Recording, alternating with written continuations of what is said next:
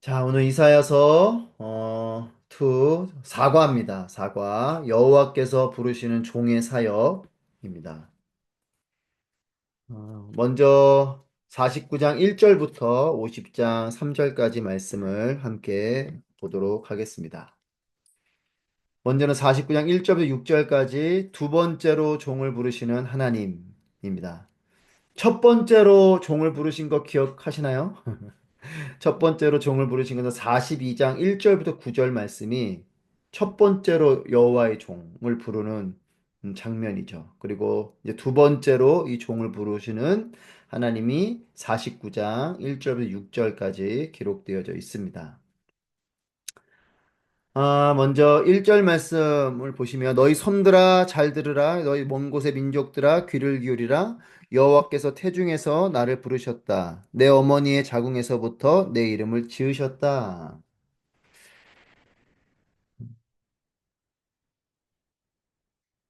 1절에서 여호와의 종을 1인칭으로 나타내고 있습니다. 내 어머니 이렇게 부르고 있죠. 나로 1인칭으로 자신을 나타내면서 이방 민족들, 특별히 섬들아 먼 곳의 민족들아 이렇게 표현하면서 그 이방에 있는 민족들에게 자신의 말을 들으라라고 강력하게 요구하고 있습니다.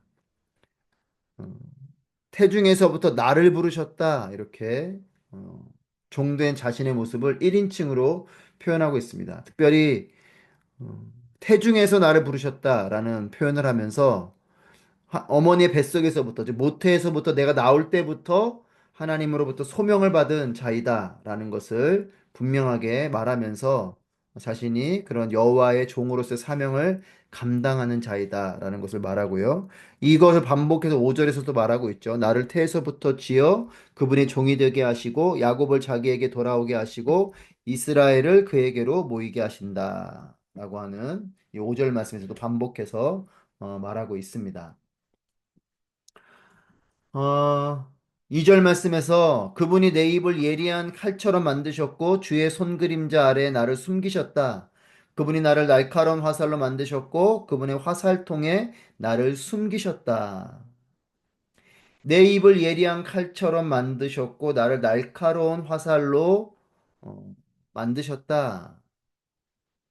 이것은 의미는 하나님의 종을 통해서 선포하시는 이 말씀이 칼같이 쪼개는 능력이 되고 화살같이 꿰뚫고 들어가는 능력이 되는 그것을 의미하는 것이죠. 여러분들 그 페이지 97페이지에 여러분 교재에 있는 박스에 있는 말씀을 보시면 히브리서 4장 12, 13절 말씀인데요. 같이 한번 읽어볼까요? 시작. 하나님의 말씀은 살아있고 힘이 있으며 양날선 어떤 칼보다도 더 예리해 혼과 영과 관절과 골수까지 찔러 쪼개기까지 하며 마음의 생각과 의도를 분별해냅니다. 그러므로 어떤 피조물이라도 하나님 앞에 숨을 수 없고 오히려 모든 것은 우리에게서 진술을 받으실 그분의 눈앞에 벌거벗은 채 드러나 있습니다.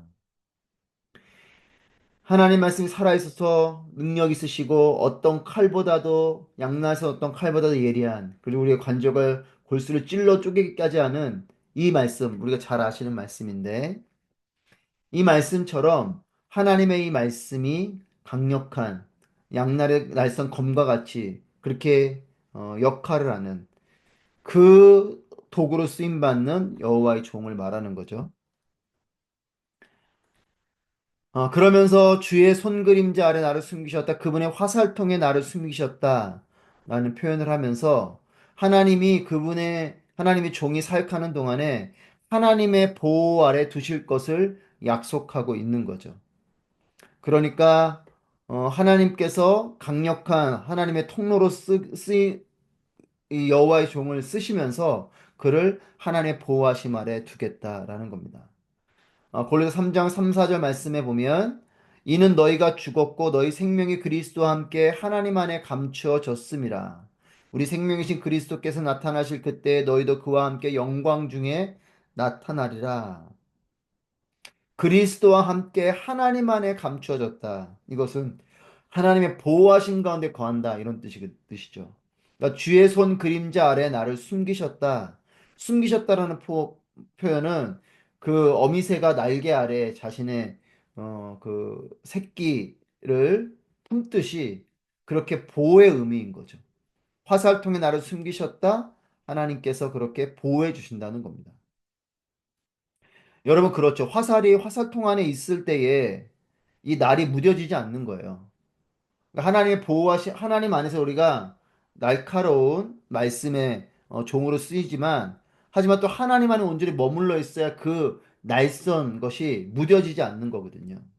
그러니까 하나님의 보호하심. 때로는 우리가 그럴 때가 있어요. 사단이 속이는 거지만 하나님의 어떤 통치하심, 하나님 말씀에 따라 순종하는 것, 이것이 우리를 자유하지 못하도록 하는 것처럼 말하지만 여러분 그렇지 않죠.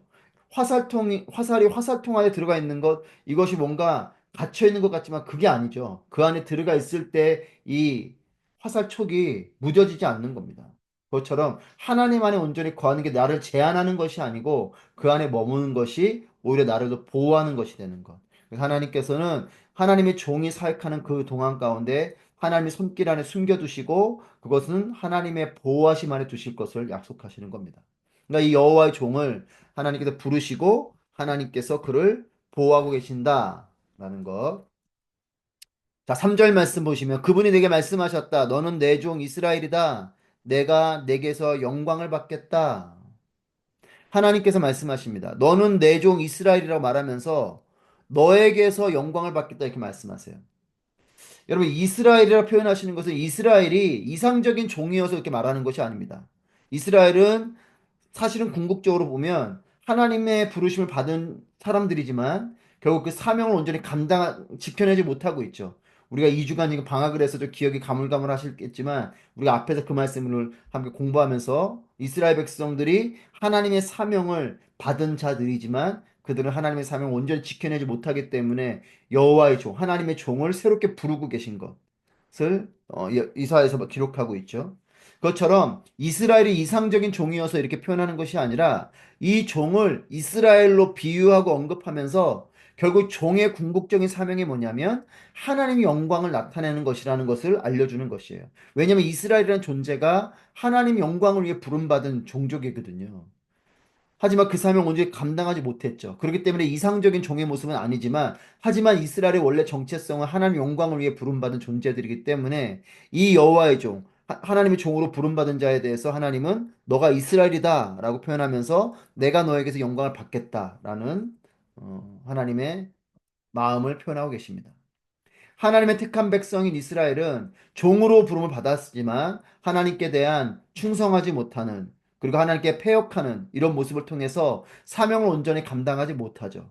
42장 18절부터 19절 말씀에 보면 너희 못 듣는 자들아 들으라 너희 맹인들아 밝히 보라 맹인이 누구냐 내 종이 아니냐 내가 누가 내게 보내는 내 사자같이 못 듣는 자겠느냐 누가 내게 충성된 자같이 맹인이겠느냐 누가 여호와의 종같이 맹인이겠느냐 하나님이 종에 대해서 말하면서 이렇게 눈먼 자라고 귀가 듣지 못하는 자라고 이렇게 표현하고 계십니다. 이것은 이스라엘 백성들을 향한 하나님의 경고의 말씀인 거죠. 너희가 종으로 부름받았지만 맹인이 누구냐? 내 종이 아니냐? 이 표현을 쓰시고 있죠. 그러니까 하나님께 대해서 충성하지 못하고 패역하고 있는 이스라엘을 향해서 하나님이 그들이 사명을 온전히 감당하지 못하는 이 일을 통해 그들에게 너희가 내 종이지만 맹인과 같고 너희가 내 종이지만 너희가 그렇게 듣지 못하는 자와 같은 것을 이사야서 42장 18절, 19절에서 표현하고 있습니다. 그렇기 때문에 이 이스라엘이 택한 백성임에도 불구하고 사명을 온전히 감당하지 못하기 때문에 하나님 다른 종을 불러 세우셔서 이스라엘이 감당했어야 될 사명을 그에게 위임하게 됩니다. 그것이 지금 이제 기록되어 지고 있는 여호와의 종의 사명으로 이어지고 있죠. 그 종이 이루는 사명 속에는 어떤 게 있냐면 이스라엘까지도 다시 회복시키는 사역도 포함되어 있는 것이에요. 6절 말씀에 그가 말씀하신다. 내가 그러니까 여호와의 종이죠. 내가 내 종이 돼서 야곱 지파들을 일으키고 이스라엘 가운데 내가 보호해 놓은 사람들을 돌아오게 하는 일이 내게는 아주 작은 일이다. 또한 땅 끝까지 내 구원을 이르게 하도록 내가 너를 문 나라의 빛으로 삼아서 땅 끝까지 내 구원이 이르게 하겠다. 그러니까 하나님께서 이스라엘 백성들, 이스라엘에게 주신 그 사명을 온전히 감당하지 못하기 때문에 여호와의 종을 새롭게 세우는데 그 여호와의 종에게 주시는 사명 중에 하나는 뭐냐면 이 이스라엘이 하나님께 돌아오게 하는 일이에요. 근데 이것이 작은 일이라고 표현하고 있고 또 땅끝까지 복음을 전하는 땅끝까지 구원을 이루게 하는 이 사명을 말씀하고 있죠. 그러니까 이스라엘이 그 사명을 이제 감당하지 못했음에도 하나님은 이스라엘을 향해서 신실한 하나님의 사랑을 계속적으로 보여주고 계십니다.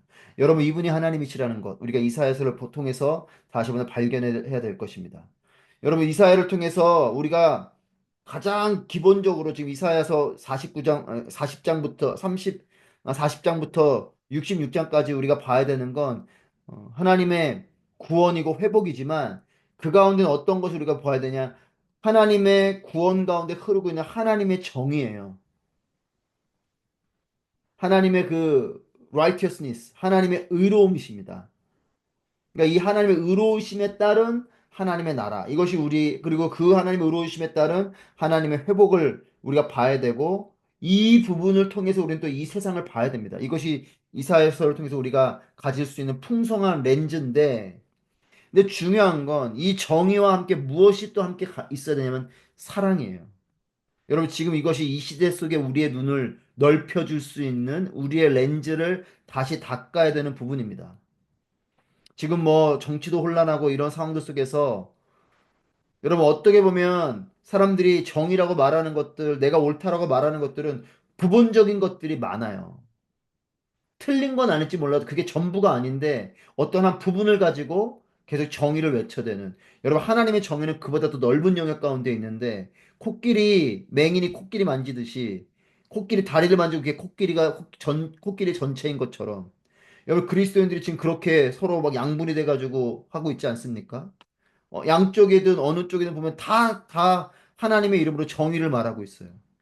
여러분 막 근데 하나님이 두 분은 아니잖아요. 하나님 한 분이신데 그 가운데 우리가 그렇기 때문에 하나님의 정의로움 속에서 나를 봐야 될 것이고 남을 봐야 될 것인데 우리는 때로는 정의를 앞세서 나는 안 보고 남을 보고 또 그 정의로움 앞에서 자신을 감추고 이런 혼재된 것이 있는데 이 하나님의 정의로우심을 분명히 우리가 이사야서 서로 통해서 보게 되길 바라고 그 가운데 또 하나는 뭐냐면 사랑인 거죠.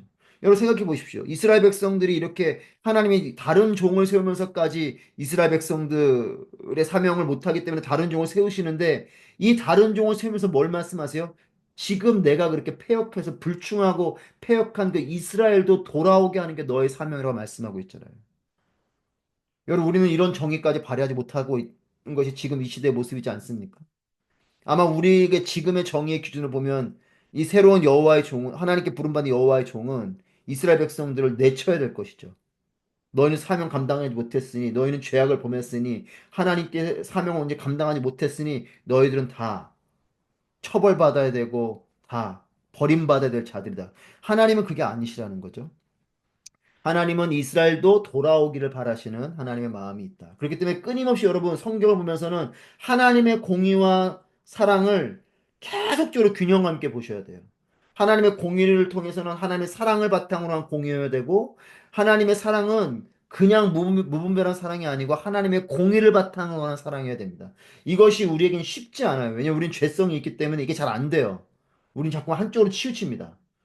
그냥 내가 생각하는 정의를 확 치우치거나 아니면 내가 생각하는 사랑을 확 치우쳐서 그러다 보니 뭐 시쳇말로 내로남불 같은 일이 벌어지는 게 내로남불이 왜 그렇습니까? 나에 대해서는 엄청난 사랑을 적용시키는 거고 상대방에 대해서 엄청난 공의를 적용시키는 거거든요. 그게 아니라 내게도 상대에게도 동일한 공의로, 내게도 상대에게도 동일한 사랑으로. 이게 참 쉽지 않죠. 하지만 끊임없이 우리가 말씀을 통해 그걸 이루어 나가야 되는 거죠. 제가 지금 시간이 없음에도 이 긴 말씀을 드리는 건 이런 렌즈를 가지고 이사야서를 보셔야 여러분 이해가 되고 이런 렌즈를 가지고 말씀을 우리가 봐야지 말씀이 온전히 새겨지는 거예요. 안 그러면 우리는 자꾸 부분적으로 봅니다. 내가 생각하는 정의를 외쳐대기 시작하고 내가 생각하는 사랑을 외쳐대기 시작해요. 여러분 그렇지 않습니다. 하나님이 말씀하시는 정의, 하나님 말씀하시는 사랑을 잘 보시길 바랍니다. 자, 그런 부분 이사야서 이렇게 보시길 바라고요. 자, 그래서 이스라엘에게 소명을 준 이 제사장 역할에 대한 구속사적인 부분. 이것이 어떻게 흘러왔는지를 보게 되는데 이스라엘의 하나님 분명히 제사장의 직분을 말씀하시는데 출애굽기 여러분의 책에 있는 표에 98페이지에 있는 것을 PPT에 띄워드렸는데 출애굽기 19장 6절, 호세아 4장 6절, 베드로전서 2장 9절 말씀인데 여러분 보시면 먼저 출애굽기 19장 6절 말씀에 같이 읽어볼까요? 시작. 너희가 내게 대하여 제사장 나라가 되며 거룩한 백성이 되리라. 너는 이 말을 이스라엘 자손에게 전할지니라. 출애굽기 19장 6절 말씀에 제사장 나라가 되며 거룩한 백성이 되리라 라는 하나님의 부르심을 소명을 말씀하셨습니다. 근데 호세아서 4장 6절 말씀에 같이 읽을까요? 시작. 내 백성이 지식이 없으므로 망하는도다. 내가 지식을 버렸으니 나도 너를 버려 내 제사장이 되지 못하게 할 것이요. 내가 내 하나님 율법을 잊었으니 나도 내 자녀들을 잊어버리리라.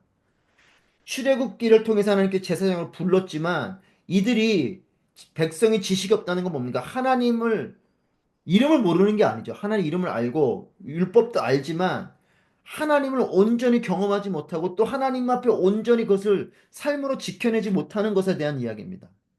그렇게 너가 그 지식을 버렸으니 지식은 뭔가 하나님과의 관계성을 말하는 거예요. 하나님과의 관계성을 버렸으니 나도 너를 버려 너에게 준 그 제사장의 직분을 내가 빼앗아갈 것이다. 그것을 내가 무효화시킬 것이다. 이 말씀을 합니다. 여러분 이게 구속사적인 거하고 닮아 있죠. 하나님이 창조하셨는데 타락했고 그것과 지금 닮아 있어요. 그리고 베드로전서 2장 9절 말씀에서 그러나 너희는 택하신 족속이요 왕 같은 제사장들이요 거룩한 나라요 그의 소유가 된 백성이니 이는 너희를 어두운 데서 불러내어 그의 기이한 빛에 들어가게 하신 이의 아름다운 덕을 선포하게 하려 하심이라. 너희를 어두운 데서 불러내어 그의 기이한 빛에 들어가게 하신 이의 아름다운 덕, 하나님께서 그렇게 너희를 우리의 죄악 가운데 하나님의 사명을 이스라엘 백성들을 예를 든다면 그렇게 벗어버리겠지만 그럼에도 그들을 다시 불러내서 택하신 족속으로 왕 같은 제사장으로 거룩한 나라로 그의 소유된 백성으로 다시 불러주시는 이 제사장 역할의 구속사적인 이 부분이 이것이 구속사적인 이제 구원의 어떤 부분하고 구원의 이야기하고 닮아 있어요. 여러분 이것이 우리의 모습입니다. 제사장으로 부름받은 자이든 하나님의 사명을 부름받은 자이든 이것이 우리의 죄성이에요.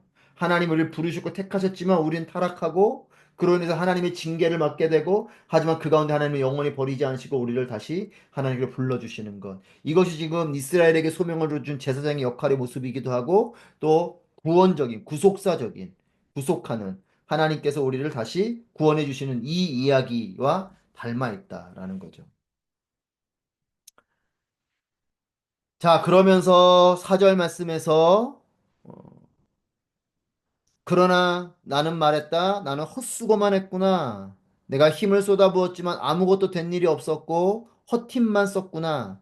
그러나 여호와께서 나를 제대로 판단해 주시고 내 하나님께서 내게 적절한 보상을 내리셨다. 이 나는 여호와의 종을 말하는 거죠. 여러분 그래서 49장 보시면서 이것이 하나님께서 말씀하고 계신 것인지 여호와의 종이 말하고 있는 건지 구분해서 보셔야 됩니다. 다 나라는 1인칭을 쓰면서 표현되어지기 때문에 구분해서 잘 보셔야 되는데 4절 말씀은 여호와의 종이 말하고 있는 거죠. 여호와의 종이 내가 헛수고만 했다 이런 표현을 하고 있는 건데 이 종이 이렇게 탄식하며 말하는 것은 자신의 그 사역이 너무나 어렵기 때문에 이 부르심을 받았는데 이 사역이 너무나 힘들기 때문에 자신의 힘으로는 아무것도 할 수 없는 나는 무익한 존재다라는 것을 고백하고 있는 것이에요. 그러면서 하는 얘기가 내가 헛수고만 했다 이런 표현을 합니다. 종이 수고로움을 했지만 내가 그 모든 것이 헛된 수고였다 이런 표현을 하고 있는 거죠. 이 헛된 수고, 이 무익한 종의 이 표현을 사도 바울이 후에 이런 이 헛수고, 이 종의 무익한 종, 아무것도 할 수 없는 이 무익한 존재임의 이 종의 고백과 이 모습을 사도 바울이 또한 자신 역시도 그것을 깨닫게 되면서 자신도 또 그런 고백을 하게 되죠. 갈라디아 2장 2절 말씀에 계시를 따라 올라가 내가 이방 가운데서 전파하는 복음을 그들에게 제시하되 유력한 자들에게 사사로이 한 것은 내가 다름질하는 것이나 다름질한 것이 헛되지 않게 하려 함이라. 사명을 감당해도 헛된 수고를 할 수 있음을 바울은 알고 있고 자신의 선교적인 수고를 하는 데 있어서도 이 말씀을 헛된 수고라는 것을 인용하고 있어요. 빌립 4장 10 갈라디아 12 4장 11절 말씀에서 내가 너희를 위하여 수고한 것이 헛될까 두려워하노라. 그리고 빌립보서 2장 16절에서도 생명의 말씀을 밝혀 나의 다름질이 헛되지 아니하고 수고도 헛되지 아니하므로 그리스도의 날에 내가 자랑할 것이 있게 하려 함이라. 태도서 3장 5절 말씀에서 이러므로 나도 참다 못하여 너희 믿음을 알기 위하여 그를 보내었노니 이는 혹 시험하는 자가 너희를 시험하여 우리 수고를 헛되게 할까 함이니. 그러니까 이런 무익한 존재에 대한 고백을 통해서 바울도 우리의 수고로움이 때로는 수고로움 자체 무익하다는 뜻이 아닙니다.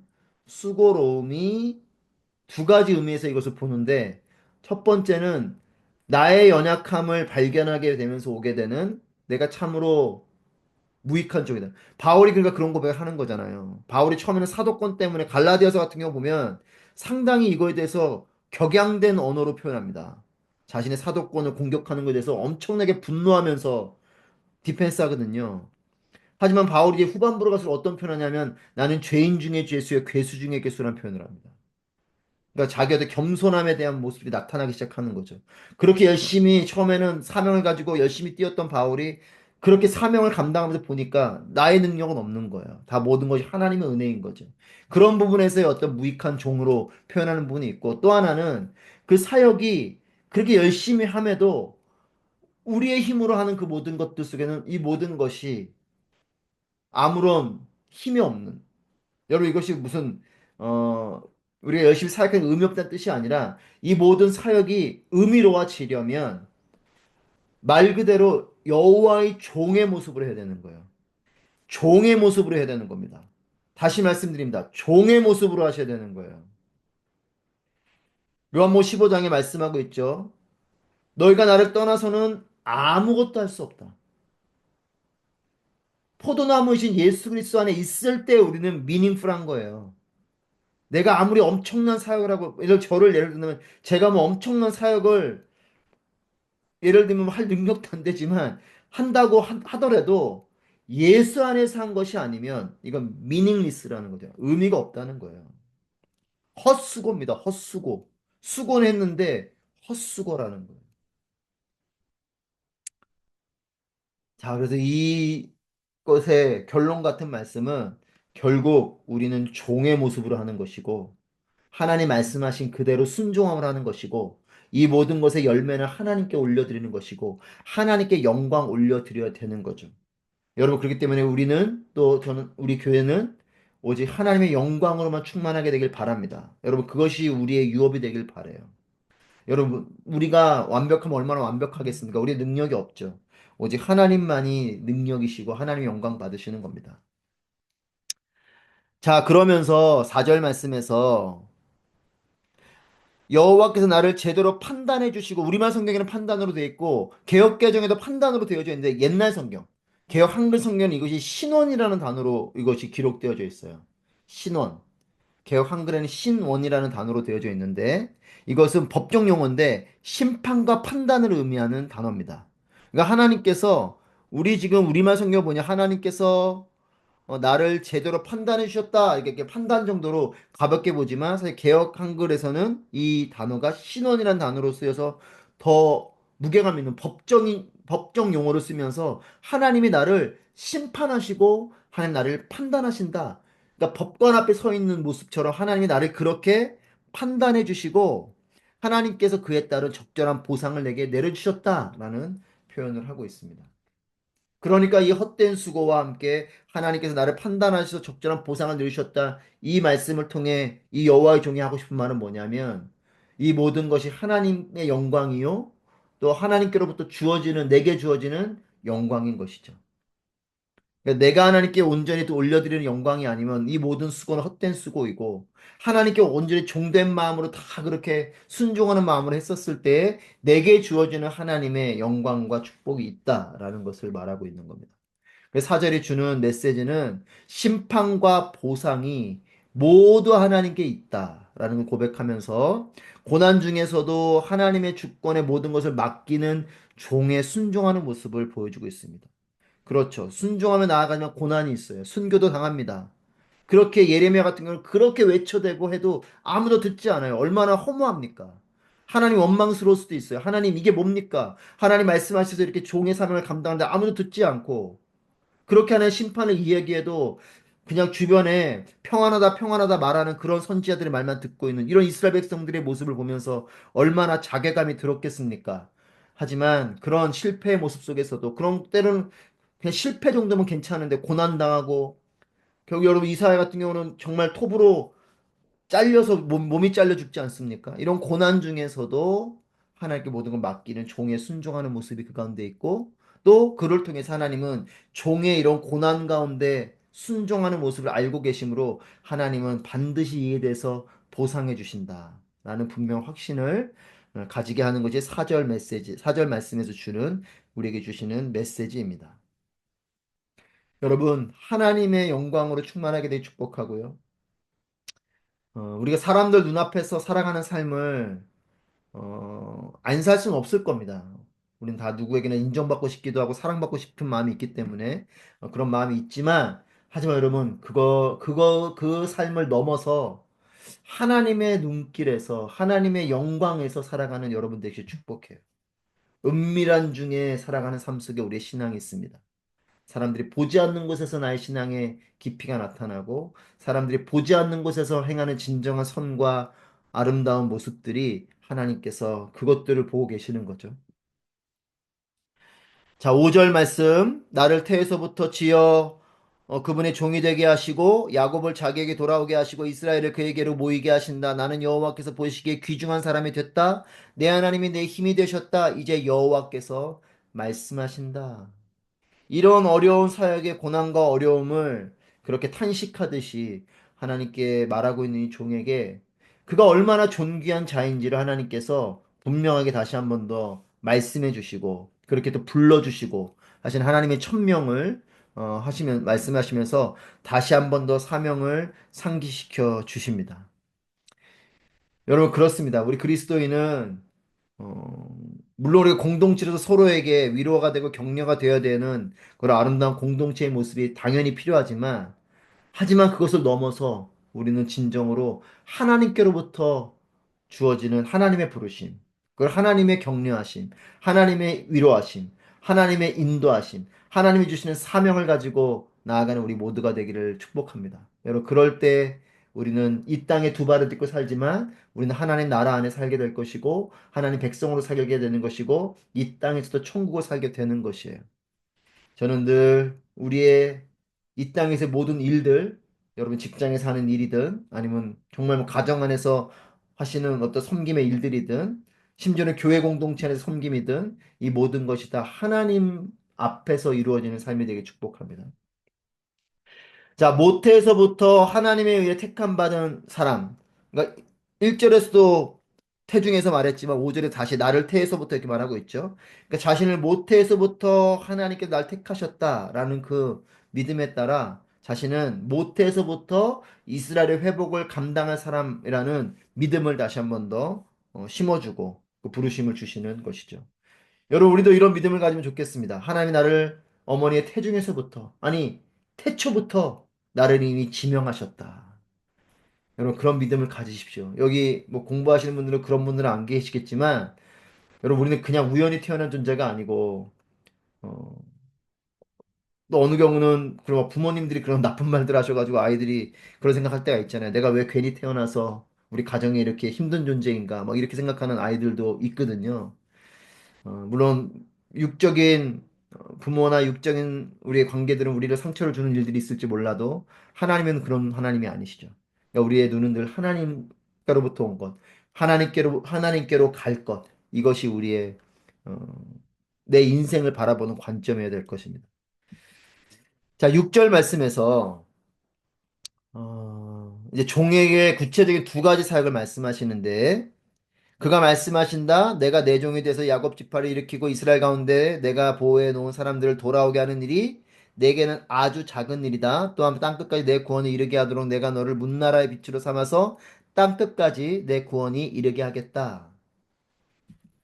첫 번째는 이런 불충과 패역함 속에 있는 이스라엘 백성 혹은 이런 절망에 빠져 있는 이 백성들에게 하나님께서는 다시 한번 더 희망을 주시면서 하나님께로 돌아오게 하는 이 회복의 사역을 이 여호와의 종에게 명령하고 계세요. 이스라엘이 돌아오도록 하나님께로부터 그렇게 불충하고 패역함으로 하나님의 사명을 온전히 감당하지 못해서 새로운 종을 세우시지만 그럼에도 그들이 하나님께 돌아오게 하는 이런 회복의 사역을 이 종에게 말씀하시고 하지만 이것은 쉬운 것이라고 언급하고 있죠. 이것은 아주 작은 일이다 이렇게 말씀하세요. 그러면서 너에게 이 여호와 중에 또한 더 크고 중요한 사명은 뭐냐면 땅 끝까지 내 구원을 이르게 하도록 내가 너를 문나라의 빛으로 삼아서 땅 끝까지 내 구원이 이르게 하겠다라는 명령이죠. 즉 열방을 하나님께로 부르시는 사역입니다. 창세기 12장 3절에 아브라함에게 주신 약속, 그 약속을 이루시는 그 사역인 거죠. 그러니까 이스라엘 백성, 그러니까 아브라함에게도 그냥 약속의 땅으로 가서 그 가나안에서 이스라엘 족속 정도만이 아니에요. 모든 열방의 아버지가 되는 것이잖아요. 그러니까 이 아브라함이 주신 이 약속을 이루는 이것이 더 큰 사역인 거죠. 더 큰 사명인 거죠. 그리고 예수님께서 제자들에게 요한복음 5장 20절 말씀에서 아버지께서 아들을 사랑하사 자기가 행하시는 것을 다 아들에게 보이시고 또 그보다 더 큰 일을 보이사 너희로 놀랍게 여기게 하시리라. 즉, 더 큰 일, 더 큰 사역은 무엇이냐? 이 제자들 눈앞에서 펼쳐지고 있는 예수님의 이런 기적보다 더 큰 일들은 땅 끝까지 이르러 복음을 전하는 그 일이고 땅 끝에 있는 그 모든 민족과 족속과 열방이 하나님께로 돌아오는 그 일인 거죠. 그러니까 이 일이 더 큰 사역이라는 겁니다.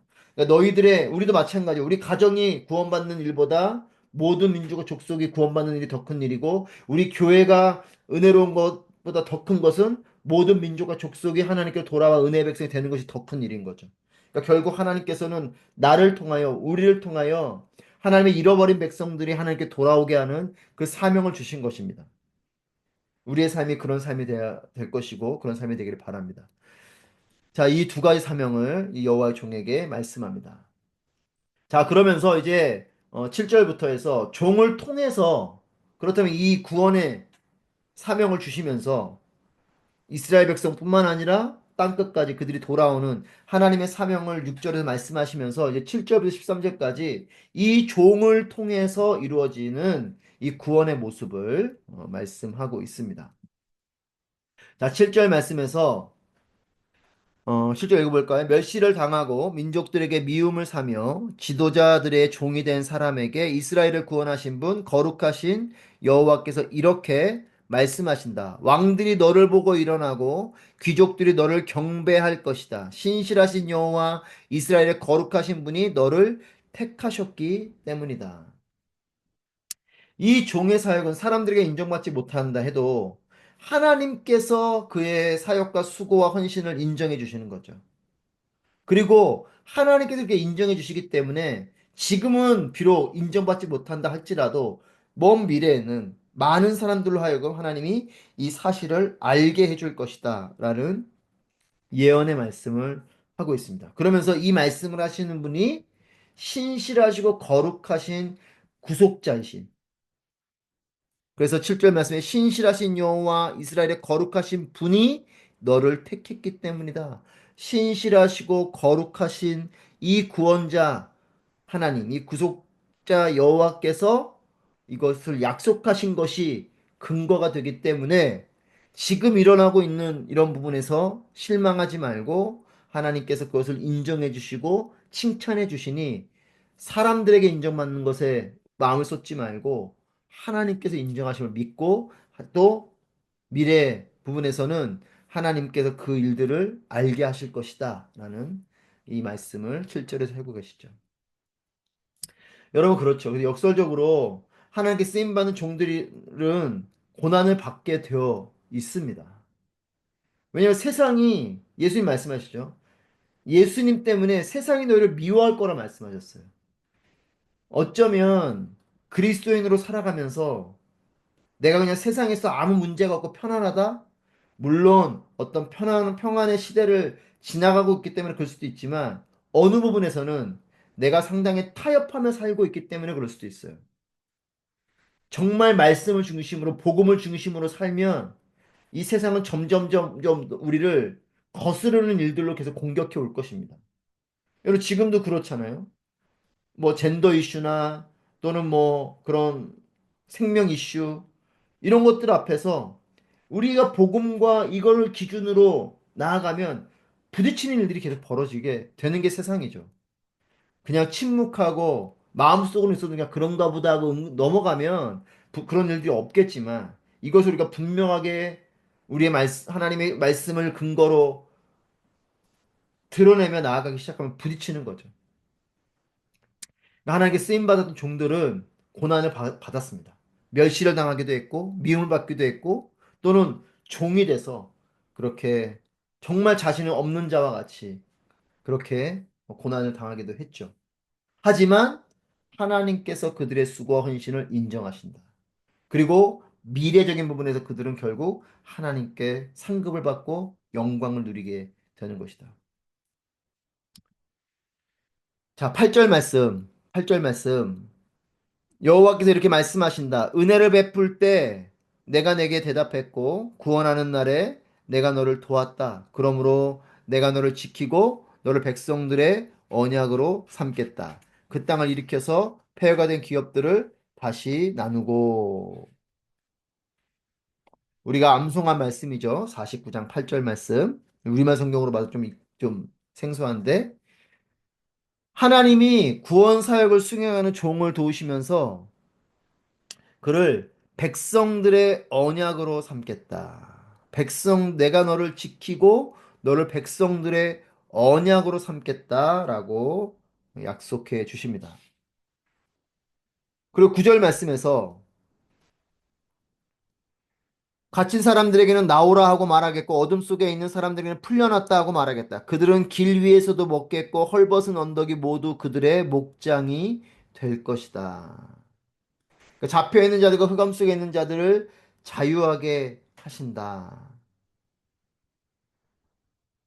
그리고 10절 말씀에 그들은 배고프거나 목마르지 아니며 뜨거운 바람이나 햇볕도 그들을 치지 못할 것이다. 그들을 불쌍히 여기는 분이 그들을 이끌어 물가에서 쉬게 하시기 때문이다.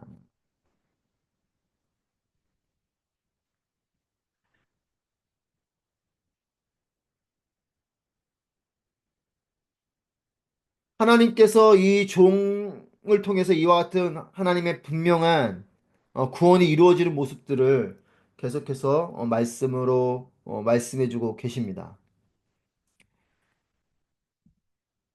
자, 그러면서 10절 말씀에 보면 10절 말씀에서 그들을 불쌍히 여기시는 분, 이 그들을 불쌍히 여기시는 분이 누구냐? 바로 메시아를 말씀하는 거죠. 그래서 이 메시아를 통해서 영적인 양식이 주어질 것을 어, 말씀하고 있어요.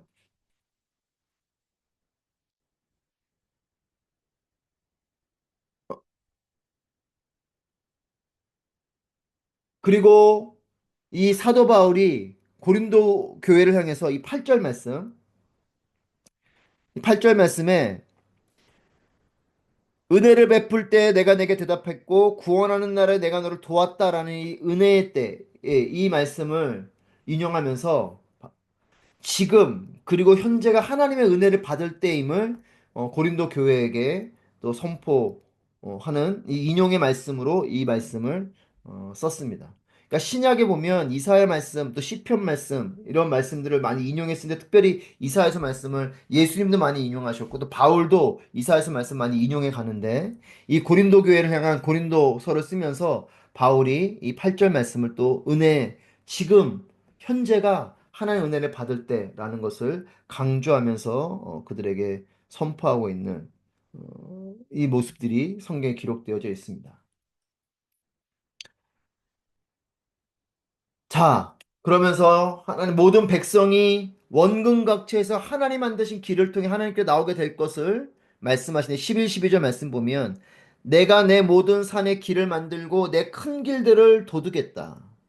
내 큰 길들을 만들 것이다. 12절 말씀에서 보라 사람들이 멀리서 나올 것이다. 어떤 이는 북쪽에서 오고 어떤 이는 서쪽에서 오고 어떤 이는 시님 땅에서도 나올 것이다. 모든 백성이 원금각제에서 하나님 만드신 길을 통해서 하나님께 나오게 될 것을 말씀하고 있습니다.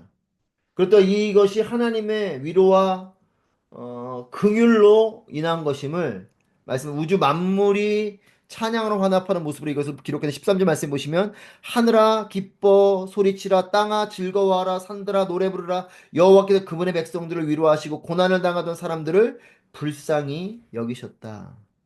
그러니까 모든 백성이, 모든 민족들이 먼 곳에서부터 하나님께로 돌아오는데, 하나님께서 만드신 길을 통해서 하나님께로 나오게 될 것을 예언하고 있습니다. 여호와의 길, 그 길을 통해서 시온으로 올라가는 그 길, 그 길을 통해서 이들이 돌아오게 되는, 그러니까 하나님께서 그렇게 길을 열어주신 것이죠. 여러분, 이 길이 결국은 어떤 길이에요? 예수 그리스도시죠. 예수님 말씀에 나는 길이요 진리요 생명이다. The way. 그러니까 지금 이 하나님 만드신 이 길, 이 길은 결국 메시아이신 예수 그리스도의 길을 말하는 것이고, 예수 그리스도를 통해서 이제 많은 민족들이, 족속들이 하나님께 돌아오는 그 구원의 날, 하나님의 그날을 말씀하고 있습니다. 하나님께로 나오게 될 것을 예언하시는데, 아무 길로 오는 게 아니고 하나님이 만들어 놓으신, 하지만 그 길은 대로라는 거예요. 왜 대로냐? 이 길이 널리 열려 있기 때문에 그렇다는 겁니다. 여러분, 성경은 좁은 길을 말하지만 이 좁은 길은 우리가 걸어가야 되는 고난의 길 속에서 좁은 길이고, 왜냐하면 우리는 죄성이 있기 때문에 우리가 선택하는 부분에 있어서 우리의 선택의 길은 늘 우리는 넓혀져 있어요. 하나님의 뜻을 쫓아가는 길이 좁은 길이 되는 것은 왜 그러냐면, 우리는 우리의 죄성 때문에 이 세상의 세속적인 가치 앞에 우리의 눈과 마음이 열려버리기 때문에 우리는 더 넓은 길 속에서 뭔가 택하는, 그렇지 않고 좁은 길이다라는 말씀에서 좁은 길이고, 구원의 길은요 모두에게 열려 있습니다. 모든 민족과 족속과 열방에게 열려 있어요. 그렇기 때문에 넓은 길이에요. 대로인 거죠. 하나님의 큰 길이죠. 하지만 이 길로만 가야 돼요. 그래서 제한적이에요. 여러분, 그래서 성경에 보면 어떤 사람들은 뭐 이제 흔히 말하는 장로교는 선택구원설을 말하잖아요. 선택구원설. 하지만 성경은요, 선택구원설도 있지만 만민구원설도 같이 있어요. 그래서 제가 몇 번 모비시 때나 이때 말씀드렸지만, 저는 그래서 구원에 대해서 제 나름대로 정의하고 표현하는 건, 구원은 누구에게나 열려 있지만 아무에게나 주어지는 것은 아니다. 저는 이렇게 표현합니다. 이게 만민구원설과 선택구원설을 같이 제가 섞어서 말씀드린 거예요. 누구에게나 예수 그리스도 주로 고백하는 모두에게, 누구에게나 구원은 열려 있지만 아무나 구원받는 건 아니죠. 예수 그리스도를 주로 고백하는 자들, 그리고 그 구원을 이루어가는 자들이 결국은 구원의 길로 가는 거죠. 그래서 하나님께서 여러 만드신 길을 향해 하나님께 나오게 될 것이다. 그리고 이 모든 것이 하나님의 위로와 긍휼로 인한 것인데, 특별히 13절 말씀에서 이 하나님의 구원 앞에, 하늘아 기뻐 소리치라, 땅아 즐거워하라, 산들아 노래 부르라, 여호와께서 그분의 백성들을 위로하시고 고난을 당하는 사람들을 불쌍히 여기셨다. 그들을 그렇게 건지시고 구원해 주실 것이다 라는 것에 대해서 우주 만물이 찬양하며 화답하는 그런 모습으로 이 구원과 구속에 대한 기쁨을 노래하고 있습니다. 자, 그러면서 49장 이제 14절부터는 시온, 즉 예루살렘에 대한 회복의 메시지가 선포됩니다. 자, 이제 앞에 단락은 하나님이 그의 종을 통해서 이루실 회복과 구원에 대한 약속을 앞에 13절까지 설명하고 있었다면, 이제 14절부터는 지금 현재 고난 속에서 힘들어하며 낙심하고 있는 이 이스라엘 백성들, 특별히 시온으로 지금 표현되어져 있는 이 예루살렘을 중심으로 있는 이 이스라엘 공동체, 이 이스라엘 백성들을 향한 하나님의 신실하신 사랑과 위로를 대화하는 형식으로 기억하고 있어요. 하나님 앞에 그렇게 질문하고 하나님 답해 주시고 하시는 이런 대화 형식으로 14절부터 기록이 되어져 있고, 세 번에 걸쳐서 예루살렘이 하나님께 질문을 하고 시온이 하나님께 질문을 하고, 그렇게 하나님께서 또한 답변해 주시는 이런 형태로 14절부터 기록되어져 있습니다. 먼저 하나님과 예루살렘의 대화, 14절 26절의 첫 번째 대화가 14절부터 20절까지가 첫 번째 대화인데, 14절 말씀에 보면 시온이 이렇게 말한다는 겁니다. 여호와께서 나를 버리셨구나. 주께서 나를 잊으셨구나. 이렇게 질문을 합니다. 이제 예루살렘이 하나님께서 나를 버리셨고 잊으셨다. 라는 이 질문을 14절에서 할 때 하나님께서 15에서 20절까지 말씀에서 어떤 대답하냐면 나는 너희를 잊지 않았다. 라고 답을 하시는 것이죠. 15절에서 어머니가 자기의 젖먹이를 어떻게 잊겠느냐? 자기 태에서 낳은 아들을 어떻게 가엾게 여기지 않겠느냐? 혹시 그 어머니는 잊어버려도 나는 너를 잊지 않겠다. 계속해서 보아라 내가 너를 내 손바닥에 새겼다. 내 성벽이 언제나 내 앞에 있다. 내 자녀들이 발길을 재촉하고 있다. 그리고 너를 무너뜨리고 꼼짝 못하게 했던 사람들은 너를 떠날 것이다. 눈을 들어서 사방을 둘러보아라. 모두들 모여서 내게로 오고 있다. 여호와께서 맹세코 말씀하시다. 너는 그들 모두를 장신구처럼 주렁주렁 달아 입고 신부처럼 그들로 온몸을 꾸밀 것이다. 보아라 내가 버려서 쑥대밭이 되고 땅의 폐허가 됐지만 이제는 사람들이 너무 많아서 땅이 비좁을 것이고 너를 집어삼킨 사람들은 멀리 떠나가 버릴 것이다.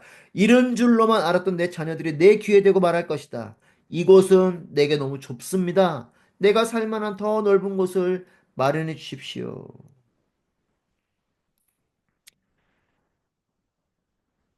출애굽한 이야기를 넣어서 하나님 답하고 계시고 또 다시 귀한 공동체로서 예루살렘 돌아왔었을 때 그들의 모습을 하나님께서 그 자녀들이 너무나 이제 이곳이 번성하면서 내게 너무 좁습니다. 이렇게 말하게 되는 그날이 올 것을 말씀해 주고 계시는 것이죠.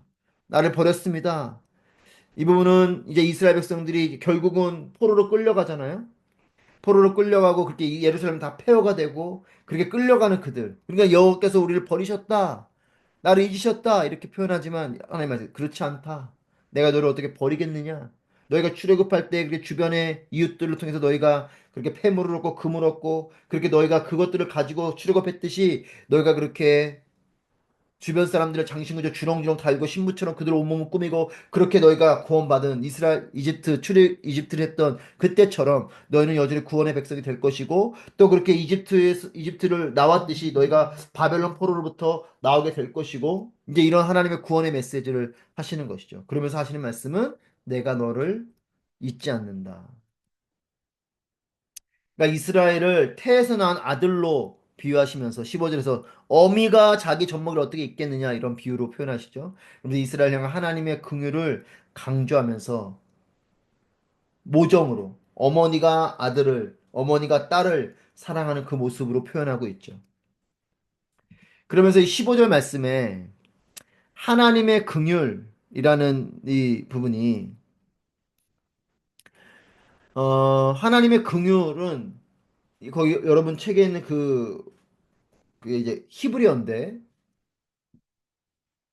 그러니까 라하밈이라는 발음은 그렇고요. 긍휼, 사랑이라는 뜻이에요.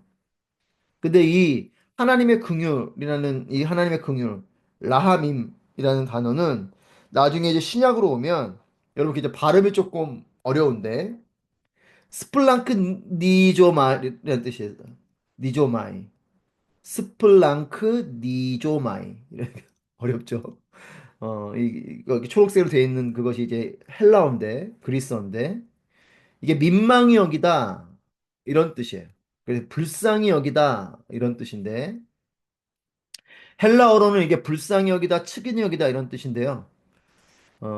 이 라하밈이라는 단어가 어디서 오냐면, 레헴이라는 단어에서 오는데, 레헴이라는 단어는 자궁이라는 뜻이에요. 레헴이라는 단어에서 라하밈이 와요. 그러니까 이제 어머니가 아이를 품고 있는 이 자궁과 같은 것이 하나님의 긍휼이라는 거죠. 그래서 이 레헴이라는 단어에서 라하님이 오는데, 그래서 어머니의 이 자궁에서 자녀를 품고 있는 것과 같은 것이 하나님의 긍휼이라는 거죠. 여러분 책에 보면 또 뭐 이상한 글씨가 하나 있죠. 그 이제 브텐이라는 단어인데, 이거는 똑같이 이제 자궁이란 뜻인데, 레헴은 조금 더 이렇게 하나님의 긍휼과 이런 똑같이 레헴도 브텐도 자궁이라고 쓰여지는 단어이지만 이 레헴은 좀 더 예를 들어 우리가 심장이 아프다 이런 분 할 때 그냥 우리의 어떤 신체 기관으로서 심장으로 이해할 수도 있지만 이것을 우리의 마음으로 사랑으로 이렇게 이해되는 것처럼 이 레임이라는 것은 단어는 자궁이라는 뜻이지만 이것은 긍휼과 사랑의 의미로도 담고 있는 단어이고 브테는 말 그대로 그냥 기관으로서 우리의 신체의 어떤 장기로서의 자궁이 브텐이에요. 그래서 여러분 책에는 그렇게 어, 쓰여져 있는데 여러분 이게 무슨 말인가 이해가 안 되실 것 같아서 조금 더 설명을 드렸습니다. 그래서 이 단어가 이 라하밈이라는 이것이 나중에 이제 신약으로 넘어오면서 헬라어로 연결되는 단어가 뭐냐면 이 스플랑크 니조마이라는 단어인데 이 단어의 뜻은 불쌍히 여기다 측은히 여기다는 뜻인데 이것도 또 장기하고 연결돼 있는 단어예요. 창자라는 이 장기랑 연결된 게 바로 이 스플라크 니조마이라는 단어인데 즉 창자가 끊어질 듯한 애끓는 마음 이런 의미가 있는 단어입니다. 그래서 이 하나님의 긍휼이 결국 신약에 와서 예수님이 민망히 여기셨다, 불쌍히 여기셨다 이 단어하고 맥락을 같이 하는 단어라는 것. 그렇게 여러분 이해하시면 되게 여러분 책에 그렇게 설명이 되어져 있어서 여러분들이 조금 부연 설명을 드렸습니다. 어쨌든 이 15절에 나오는 하나님께서 어떻게 가엾게 여기지 않겠느냐.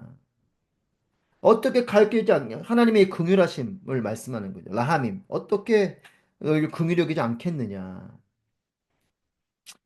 그러니까 이 자궁에 품은 어머니의 그 마음, 그 자궁에 있는 그 자녀를 품은 그 마음과 같은 게 내 마음이고, 이게 예수님 때 오면 그렇게 창자가 끊어질 듯한 그런 마음으로 너희를 내가 사랑한다. 라는 그 표현을 신약에서는 예수님이 이렇게 하시고 계신 거죠. 그 마음으로 너희를 품고 있다라는 하나님의 사랑을 말하고 있습니다. 자, 그래서 하나님의 영원한 긍휼하심과 영원히 잊지 않겠다는 약속을 강조하기 위해서 16절 말씀에서 하나님 손바닥에 새겼다라는 표현을 써요. 보아라, 내가 너를 내 손바닥에 새겼다. 영원한 긍휼하심, 영원히 잊지 않겠다는 약속을 강조하는 거죠. 여러분 우리도 이렇게 막 손바닥에 요즘은 좀 덜하지만 예전에는 뭐 저도 가끔 그럴 때가 있긴 한데 뭐 잊어버릴까 봐 요즘은 폰이 있어서 잘 안 하게 되지만 예전에는 손바닥에 막 써놨던 것 같아요. 잊어버릴까 봐. 그 사람 전화번호든 뭐 이름이든 이것처럼 하나님이 그 손바닥에 쓰는 정도가 새기는 거죠. 새긴다는 표현은 영원히 잊지 않겠다는 뜻이죠. 그런 정도까지 하나님께서 기억하겠다고 말씀하시는 것이고, 하나님이 이스라엘을 잊지 않으셨다라는 증거로서 그들이 고난과 파멸로부터 건진받고 또 재건되고 번영하게 될 것을, 번영하는 그 축복을 받을 것을 17절부터 20절 말씀에서 말씀하세요. 그러니까 하나님께서 내가 너희를 잊지 않는다라는 것과 함께 그렇기 때문에 너희가 그런 고난 가운데 이집트에서 너희가 출애굽하듯이 종살이했던 곳이지만 그곳에서 너희가 그렇게 건진받게 될 것처럼 너희가 고난과 파멸로부터 건진받게 될 거고 또 그렇게 폐허된 땅으로 돌아오게 되는 그런 상황이 될지라도 너희들의 자녀들이 이곳이 너무 좁습니다라고 말할 정도로 그 돌아온 그곳에서 폐허처럼 있는 것이 아니고 번성하게 될 거다. 이 약속의 말씀을 하시면서 내가 그렇게 너희를 잊지 않고 너희들에게 그런 어, 건짐과 축복의 그 은혜를 베풀 것이다. 라고 약속해 주고 계세요. 자, 두 번째, 이것이 첫 번째 대화이고, 두 번째 대화가 이제 21절부터 23절까지가 두 번째 대화인데, 21절에서 세 가지 질문을, 합니다. 뭐냐면, 내가 자식을 잃고 더 낳지 못하는 몸이 됐는데, 누가 내게 이 아이를 낳아주었을까? 누가 낳았는가? 그리고 두 번째는 포로로 끌려가서 버림받았는데 누가 이 아이를 키웠는가? 누가 이 아이를 양육했는가? 세 번째 질문은 나만 홀로 살아남았는데 이 아이들은 도대체 어디서 왔는가? 어디서 생겼는가? 이 세 가지 질문을 21절에서 하는데 이 질문에 대해서 하나님이 이 이스라엘 백성들에게 너희가 바벨론 포로 상태에서 벗어나서 예루살렘으로 돌아오고 번성하게 될 것을 22절부터 23절 말씀에서 말씀해 주고 있습니다. 그러니까 21절의 질문은 뭐냐? 어디서 나왔는가? 어디서 자랐는가? 어디서 생겼는가? 이런 질문을 하는 거에 대한 하나님의 답변이 너희가 예루살렘에 돌아올 것이고 번성이 될 것이다. 라는 예언으로 그렇게 대화를 하시는 것이 두 번째 대화입니다. 자, 이스라엘의 멸망과 바벨론을 유배당한 이런 비참한 상황을 비유적으로 표현하는 거죠. 그래서 21절에서 질문 앞에 뭐가 있어요? 내가 이렇게 자식을 잃고 더 낳지 못하는 몸이 됐는데, 그러니까 바벨론에 유배당하는 이스라엘 멸망 바벨론 유배당하는 이런 비참한 상황 이와 같이 시적 표현이죠. 내가 이렇게 자식을 잃고 더 낳지 못하는 몸이 됐는데 누가 내게 이 아이를 낳아 주겠는가? 그러니까 자신들의 지금 상황이 이와 같이 절망적이니 우리가 어떻게 회복이 되겠나 이런 얘기를 지금 이렇게 비유적인 표현을 하고 있는 거죠. 내가 이렇게 포로로 끌려가서 버림받았는데 이렇게 외로운데 누가 이렇게 키워내겠는가? 또 이렇게 내가 사로잡혀 있고 유리했는데 이렇게 내가 있는데 어떻게 이 아이들이 올 수 있었는가? 생겼는가? 이런 답들. 그러니까 바벨론의 유배가 있는 이런 비참한 상황 가운데 내가 이렇게 자녀를 잃었고 외로운 존재였고 사로잡혀 있고 유리되어져 있는데 이런 질문을 하면서 이런 부분에서 절망스러운 마음을 가지고 세 가지 질문. 낳았는가? 양육했는가? 생겼는가? 이 질문을 하는 거죠. 이 질문들 앞에 하나님께서 이렇게 말씀하시는 겁니다. 22절 말씀에 주 여호와께서 말씀하신다. 보아라, 내가 문나라를 향해 손을 들고 뭇백성에게 내 깃발을 들어 신호를 할 것이니 그들이 내 아들들을 양팔에 안고 오며 내 딸들을 어깨에 메고 데려올 거다. 이 세 가지 질문, 낳았는가, 양육했는가, 생겼는가, 이제 개역개정 버전으로 써드렸지만 우리말 성경 버전으로는 누가 이 아이를 낳아주었는가? 키웠는가? 어디서 왔는가? 이 질문 앞에 하나님께서는 답은 이스라엘 자손들이 원근 각지로부터 돌아오게 될 것을 말씀해 주고 계십니다. 그러니까 포로로 간 그들이 우리가 이 포로로 가서 바벨론 포로로 간 우리가 무슨 소망이 있겠는가? 우리가 어떻게 다시 또 예루살렘으로 돌아갈지도 모르겠고 돌아간들 회복이 되겠는가? 이런 어떤 한탄스러운 질문을 하고 있는 거죠. 하지만 하나님 말씀에서 너희들의 자손들이 너희가 알 수 없는 그 모든 원방으로부터 돌아오게 될 거고 이제 하나님도 비유적인 표현으로 말하는 거지만 혼자 오는 게 아니고 아들들을 양팔에 안고 오고 딸들을 어깨에 메고 그렇게 돌아오게 되는 그 하나님의 회복의 날이 올 거다라는 것을 말씀하시죠. 모든 열국이 하나님 앞에 나와 무릎 꿇고 경배드리게 될 것을 선포하면서 여호와 하나님 바라는 모든 자는 수치를 당하지 않을 것을 확증하며 말씀하시는 23절 말씀입니다. 왕들이 내 양아버지가 되고 왕비들이 내 유모가 될 것이다. 그들이 코를 땅에 대고 내게 절하고 내 발에 묻은 흙을 핥을 것이다. 그러면 너는 내가 여호와인 줄을 알게 되고 나를 기다리는 사람은 수치를 당하지 않을 줄 알게 될 것이다.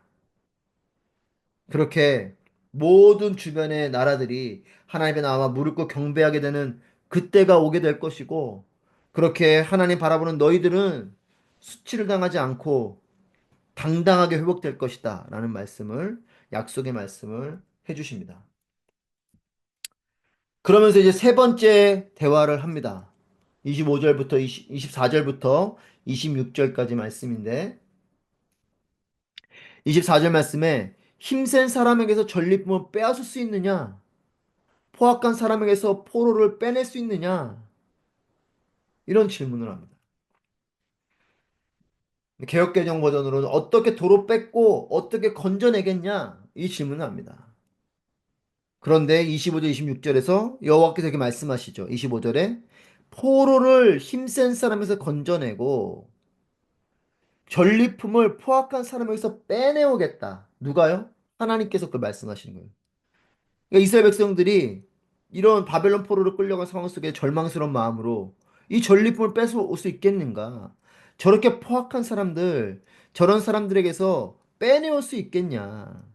라는 질문을 하니까 하나님이 힘센 사람에게서 건져내고 전리품을 포악한 사람에서 빼낼 것이다. 내가 너와 다투던 사람과 싸우고 직접 내 자녀들을 건져내겠다. 하나님이 직접 해주시는데요. 너랑 다투던 사람들 내가 싸워주고 내가 너의 자녀들을 건져내겠다. 26절 말씀에서 내가 너를 압제하던 사람들로 자기 살을 먹게 하고 자기 피를 달콤한 포도주처럼 마시고 취하게 하겠다. 그러면 모든 사람이나 여호와가 너의 구원자, 너의 속량자, 야곱의 강한 자, 즉 이스라엘의 하나님이라는 뜻이죠. 야곱의 강한 자임을 알게 될 거다. 즉 예루살렘에 대항하는 모든 세력을 하나님께서 패하게 해주실 것을 말씀하시면서 하나님이 이스라엘을 위한 강한 용사가 돼서 회복시키고 보호해 주실 것을 말씀해 주시고 모든 사람이 나 여호와가 너의 구원자 너의 속량자 야곱의 강한 자임을 알게 될 것을 선포하십니다. 자, 그러면서 이제 50장 1절부터 3절까지 말씀 통해 이혼 증서 이야기를 해요. 이스라엘의 하지만 이런 하나님의 약속 가운데에서도 하나님께서 이제 이혼 증서와 이스라엘의 회복에 대한 말씀을 하시는데 1절부터 3절 말씀에 하나님이 이스라엘이 결국 구원받을 것을 약속하시면서도 왜 그러면 이스라엘이 이런 예루살렘이 멸망하게 되고 또 바벨론 포로로 끌려가게 되는 그런 일들을 겪게 되는지 또 그렇게 겪고 있는 이런 상황인지를 설명을 하시는 거예요. 구원을 이렇게 약속해 주면 말씀하시는데 지금 이스라엘 백성들의 상황은 예루살렘은 다 무너졌고 바벨론의 포로로 끌려와 있는 상황이니까 이런 상황 속에서 이들이 왜 그러면 이런 일이 벌어졌는가에 대한 하나님이 말씀해 주시는 거죠. 왜냐 하나님 구원을 이렇게 약속을 말씀하시지만 지금 이들의 현실은 그렇지 않잖아요. 그거를 1절부터 3절에서 말씀을 하시는 건데 자, 이스라엘의 고난은 하나님이 그들을 버리시거나 하나님이 대적들을 물리칠 힘이 없으셔서 지금 이스라엘이 고난 가운데 있는 게 아니고 이스라엘 백성들의 불순종과 죄악 때문인 거죠. 그들의 불순종과 죄악에 대한 하나님의 징계가 있기 때문에 지금 그런 거라는 거예요. 여러분, 우리도 그럴 때가 있어요. 하나님 날 버리셨는가? 하나님 손이 짧아서 구원치 못하시는가? 그런 것이 아니고 때로는 것이 하나님의 메시지일 때가 있고 또 어느 경우는 하나님께서 나로 하여금 나를 깨닫게 하시기 위해서 하나님의 매를 들고 계시는 상황일 수도 있고 또 어느 경우는 하나님께서 우리를 하여금 믿음을 갖게 하시기 위해서 나를 훈련시키고자 하시는 때도 있고 하나님의 이유가 있어요. 여러분 하나님의 이유를 우리가 다 모르기 때문에 우리의 인생이 고달프다고 여기는 것이지 하나님의 이유를 우리가 알면 고난도 축복입니다. 여러분 그렇기 때문에 믿음이 필요한 거예요. 왜냐 하나님의 이유를 우리가 다 알지 못하거든요. 하지만 분명히 또 하나님 말씀을 통해서 이스라엘 백성들에게 그냥 알려주셨으면 본인들이 모르는 것이지만 우리도 때로는 내가 못 듣는 경우도 있고 또 하나는 내가 다 알 수 없는 영역 가운데 있을 수도 있어요. 하지만 그럼에도 하나님의 신실하심을 믿고 기다리는 거죠. 그래서 고난 가운데 있을 때 때로는 아 나는 이것이 어떤 건지 잘 모르겠다. 하지만 모르지만 하나님의 신실하시다. 이게 믿음이에요. 하나님의 신실하심을 믿는 것. 그래야 기다릴 수 있는 겁니다. 하나님을 못 기다리는 건 왜 그러냐? 하나님 신실하심을 안 믿기 때문에 그래요. 신실함 잠깐 믿지만 상황 속에서 그 신실하심을 의심해 버리는 거죠. 자, 이스라엘의 고난은 그들의 불순종과 죄악에 대한 하나님의 징계라는 것을 보여주시는 것입니다. 자, 지금 이 50장 앞에 전반부에 대한 배경은 뭐냐면 신명기 24장 1절 4절 말씀인데 신명기 24장 1절에서 4절 말씀 제가 읽겠습니다. 사람이 아내를 맞이하여 데려온 후에 결혼을 한 거죠. 그에게 수치되는 일이 있음을 발견하고 그를 기뻐하지 아니하면 이혼 증서를 써서 그의 손에 주고 그를 자기 집에 내보낼 것이요. 그 여자는 그의 집에서 나가서 다른 사람의 아내가 되려니와 그의 둘째 남편도 그를 미워하여 이혼 증서를 써서 그의 손에 주고 그를 자기 집에서 내보냈거나 또는 그를 아내로 맞이한 둘째 남편이 죽었다 하자 그 여자는 이미 몸을 더럽혔은즉 그를 내보낸 전 남편이 그를 다시 아내로 맞이하지 말지니 이 일은 여호와 앞에 가증한 것이라 너는 내 아내 여호와께서 내게 기업으로 주시는 땅을 범죄하게 하지 말지니라.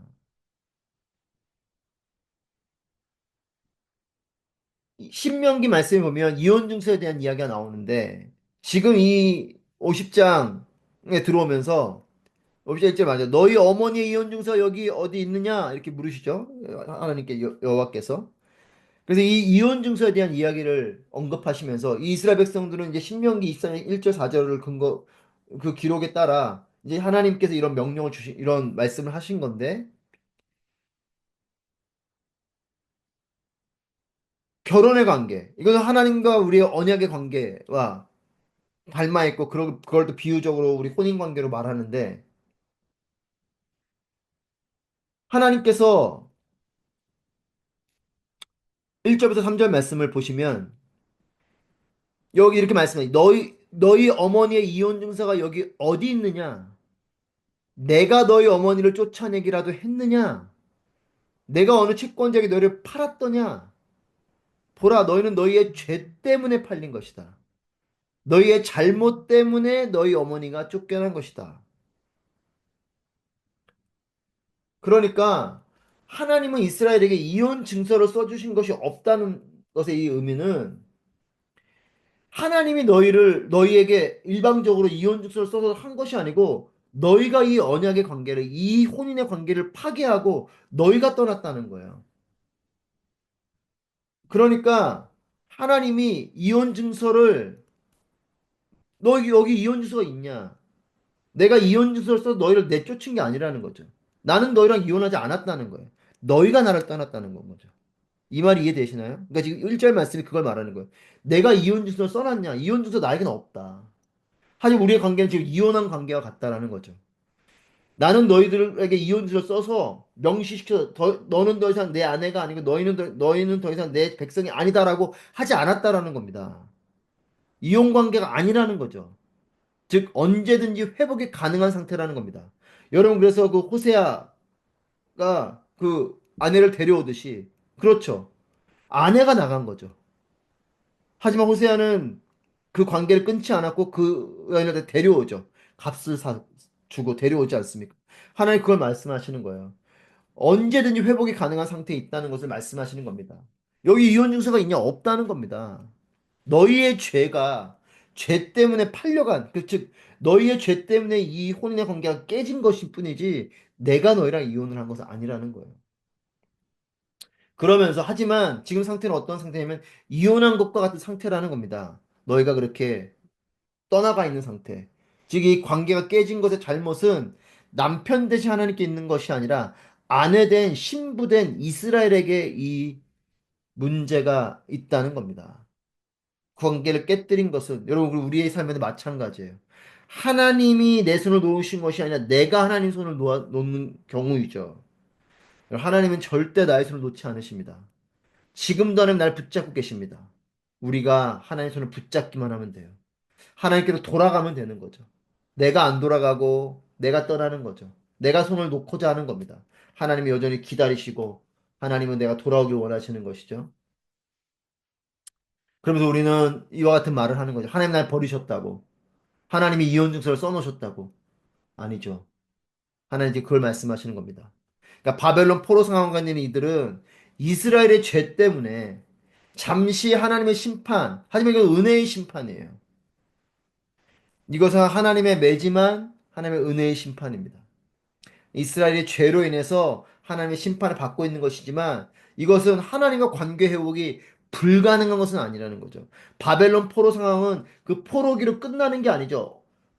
하나님의 때에 70년이 지나면 돌아올 회복되어질 관계인 거죠. 그러니까 바벨론 포로의 상황은 이스라엘의 죄로 잠시 하나님의 심판을 받고 있는 상황일 뿐이지 관계 회복이 될 수 있는 관계인 거죠. 그러니까 이런 포로 상황은 뭐냐? 하나님의 죄에 대한 심판일 뿐이지 하나님이 이 관계 자체를 깨뜨리셔서 더 이상 그들이 하나님께 돌아오지 못하도록 하는 건 아니라는 겁니다. 여러분 그렇기 때문에 우리에게도 마찬가지예요. 나의 죄 때문에 하나님과 때로는 떨어져 있는 상황 가운데 있을지 몰라도 회개하고 돌아오면 하나님께서 우리를 받아주시는 겁니다. 여러분 그래서 이 이혼 증서의 비유는 이스라엘이 패역하고 하나님께 충성하지 않은 이런 가운데 있음에도 하나님의 사랑은 동일하다라는 것을 이스라엘 백성들에게 말씀하고 계신 것이 지금 50장 1절에 나오는 이혼 증서 이야기입니다. 네.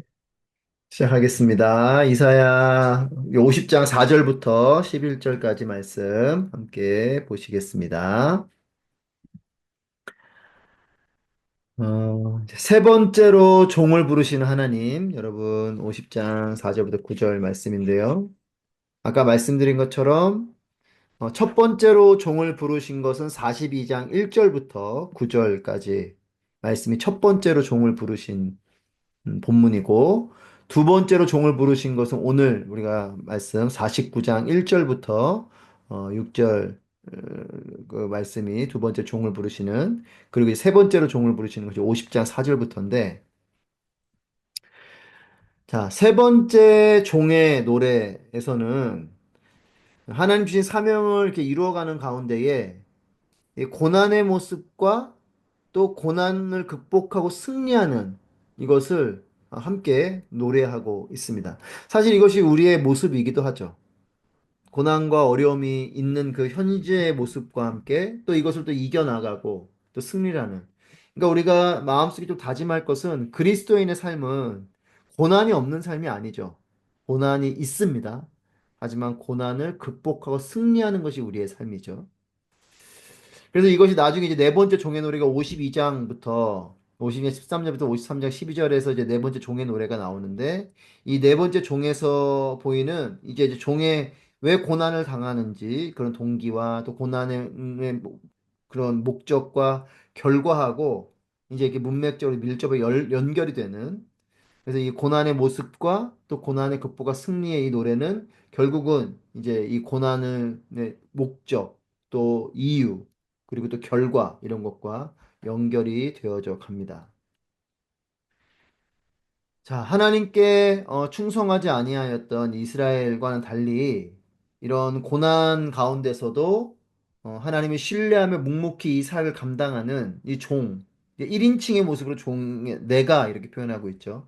1인칭적인 이 종의 모습을 통해서 결국은 이 이스라엘도 결국 종의 길을 따르게 될 것을 암시적으로 요구하고 있는 그러니까 이것이 아이러니하게도 이스라엘 백성들에게 사명을 주었지만 그들이 그 사명을 언제 지켜내지 못하고 그로 인해서 하나님께서는 새로운 하나님의 종을 세우시는 결국 그 이스라엘 백성들의 불순종을 통해서 이루어지는 그 하나님의 구원의 역사 속에 그들이 순종하지 아니함으로 이것이 멈춰지는 것이 아니고 하나님께서는 또 새로운 여호와의 종을 세우시면서 결국은 그렇게 하나님이신 예수께서 오시게 되는 그 부분까지 가는 거죠. 그렇게 어, 그 모습을 통해서 다시 이제 이스라엘도 돌아오게 되는 그것을 암시적으로 요구하고 있습니다. 결국 하나님께서는 하나님께 세우신 자들이 불순종했었을 때 그들을 향한 분명한 하나님의 매가 있지만 그 가운데 흐르는 하나님 마음은 뭐냐면 그들을 포기하시는 것이 아니고 그들이 다시 하나님께 돌아오게 하시는 하나님 마음이 있다는 것. 우리가 다시 한 번 더 기억해야 될 것입니다. 자, 이 본문에서 우리가 한 가지 특이한 점은 종의 노래이지만 종이라는 단어가 사용되어지지 않고 이제 이것이 10절에 가서야 50장 9절까지는 종이라는 단어는 나오지 않아요. 하지만 10절에 가면 이제 그분의 종의 목소리에 순종한 사람이 누구냐 이렇게 기록하면서 10절에 가서야 그의 종이라는 단어가 다 등장하고 있습니다. 자, 4절, 5절 말씀을 통해서 이제 종을 준비시키시는 하나님입니다. 자, 4절 말씀 보시면 주 여호와께서 내게 가르치는 혀를 주시고 어떻게 하면 지친 사람을 말로 되살릴 수 있는지 알게 하신다. 아침마다 내 귀를 깨워 주셔서 마치 제자를 대하듯 들려주신다. 자, 4절에 기록되어져 있는 이 종의 고백은 특별히 주 여호와 라고 고백하고 있어요. 주 여호와는 하나님을 주 로드라고 표현하고 있고 또 하나님을 이 언약의 보호자로 고백을 하고 있습니다. 자, 여호와 우리 야훼라고도 표현하고 이 여호와라는 이 말은 주로 언약과 관련된 말이에요. 여호와라는 것은 스스로 있는 자 또는 나는 나다라는 의미를 가진 하나님의 고유한 성호입니다. 고유한 성호이면서 영광스러운 하나님의 이름이죠. 그래서 이 이름은 하나님의 영원하심, 또 하나님께 스스로 존재하심, 그리고 절대적이고 유일한 존재인 것을 강조하는 것이 이 여호와라는 말인데, 여호와라는 이름은 주로 하나님 백성하고 관련된 구원이나 언약 성취나 신실함이나 또 인자하심 이런 거 나타낼 때 사용하는 것이 여호와라는 그래서 여호와라는 이 하나님의 이 호칭은 주로 언약하고 관계가 있어요. 그리고 또 하나님 부르는 또 다른 이름인데 엘로힘이라는 단어가 또 하나님을 부르는 이름인데 이 엘로힘은 하나님의 창조, 즉 하나님 주인 되심, 로드십에 대한 부분을 표현할 때 주로 이 엘로힘을 표현합니다. 그러니까 주 여호와라는 것이 지금 이게 여호와와 엘로힘이 같이 섞어놓은 말을 하고 있는 건데 엘로힘 그러면 주로 주, 로드라는 것이 더 가까운 이름으로 우리가 인식하면 되고 여호와 그러면 주로 언약의 하나님. 그래서 지금 여기 나오는 4절에 나오는 주 여호와라는 말은 하나님을 주로 그리고 또 하나는 언약의 하나님으로 고백하고 있는 것이 4절의 이 여호와의 종의 고백입니다. 그러면서 4절 말씀에서 내게 가르치는 혀를 주시고 이렇게 말하는데 우리 이제 우리말 성경으로 가르치는 혀를 주시고 이렇게 되어 있지만 어, 개역 개정에서는 학자라는 말로 이 단어를 쓰고 있어요. 그래서 이 학자라는 이 단어가 두 가지를 다 포함하고 있는데 이 학자는 우리는 지금 우리말 성경 가르치는 혀로 해서 그냥 가르친다 라는 한 뜻으로만 되어 있지만 이 학자라고 표현된 이 개역개정 이 학자로 되어 있는데 이 학자라는 단어가 가르치다와 배우다가 다 포함된 단어입니다. 그러니까 내게 가르침의 혀와 배움의 혀를 주십시오 이런 말을 하는 거죠. 그래서 첫 번째 언급된 학자의 혀는 가르치는 것을 말하는 거고, 두 번째에 학자처럼 듣는 이것은 배움을 의미하는 말인데, 그래서 우리말 성경에서는 가르치는 혀를 주시고, 어떻게 하면 지친 사람 말로 되살릴 수 있는지 알게 하시다. 아침마다 내 귀를 깨워주셔서 마치 제자를 대하듯 들려주신다. 우리말 성경 이렇게 표현하고 있는데, 개역개정에서는 학자의 혀, 학자같이 알아듣는 이런 표현으로서 가르침과 배움을 같이 의미하고 있습니다. 즉, 이 여호와의 종이 가르침과 배움을 내게 주십시오. 이 표현을 하고 있는 거예요. 그래서 백성들을 향해서는 여호와의 종이 백성들을 향해서는 가르치는 자의 입장에서 하나님 말씀을 선포하게 해달라고 하는 것이고 하나님을 향해서는 배우는 자의 입장으로 하나님 말씀을 듣고 깨닫게 해주십시오. 이 표현을 하고 있는 거죠. 이것이 종의 모습입니다. 종은요, 이제 이 여호와의 종은 하나님 말씀을 선포하게 하는 부분에서 이제 종된 어떤 사명을 말하고 있는 것이지만 여호와의 이 종이 해야 되는 건 말만 잘 가르치는 것만 잘하면 안 되죠. 배우는 걸 잘해야 가르치는 걸 잘하는 거겠죠. 왜냐하면 종이기 때문에 내가 그냥 내 가르침을 하는 거면 그냥 가르치기만 하면 되지만 종은 내가 생각한 걸 가르치는 것이 아니고 주인이 나에게 말씀해 주신 것을 가르치는 거잖아요. 증인도 마찬가지고. 그러니까 내 것을 말하는 것이 아니고 내가 전해야 될 거를 전하는 것이기 때문에 이 종은 즉 학자의 영성을 가져야 되는 이 사람은 하나님께로부터 배움의 마음으로 들어야 되고 또 그 사명에 따라 가르치는 자의 입술로 백성들에게 선포해야 되는 것이죠. 그래서 이게 두 가지가 다 있어야 되는 거예요. 그래서 여호와의 종은 여호와의 제자이면서 여호와의 말씀을 사람들에게 선포하고 가르치는 자, 이 두 모습이 같이 있는 것입니다. 그리고 이것이 또한 우리의 모습이어야 되기도 하는 거죠.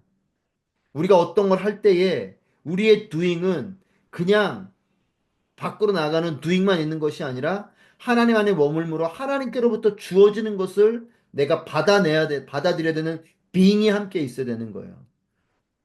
그러니까 즉 우리가 살아가는 우리의 삶의 모습은 내가 어떤 걸 결정하고 판단하고 살아가지만 그것은 내가 하는 밖으로 나가는 나의 삶의 모습이지만 이것을 하기 위해서는 내게 인풋이 필요하다는 거죠. 그냥 내 안에 있는 걸 내 생각대로 하는 게 아니라는 겁니다.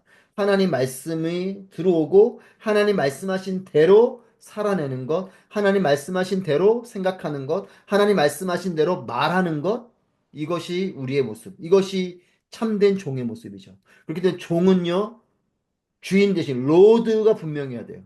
하나님이 분명해야 되고 그분의 음성이 커야 되고 그분의 뜻이 가장 중요하고 그것을 나는 또한 아는 거로만 끝나면 안 됩니다. 배우는 거로만 끝나면 안 돼요. 가르치듯이 이것을 또한 삶으로 살아내고 전해야 되는 것. 이것이 종의 모습이라는 것. 다시 한 번 더 정리합니다. 종의 모습은 하나님과 내가 살아가는 삶의 그 영역 가운데 서서 하나님께로부터 배우고 배운 것을 삶으로 실천해내고 살아가는 것. 이것이 여호와의 종입니다.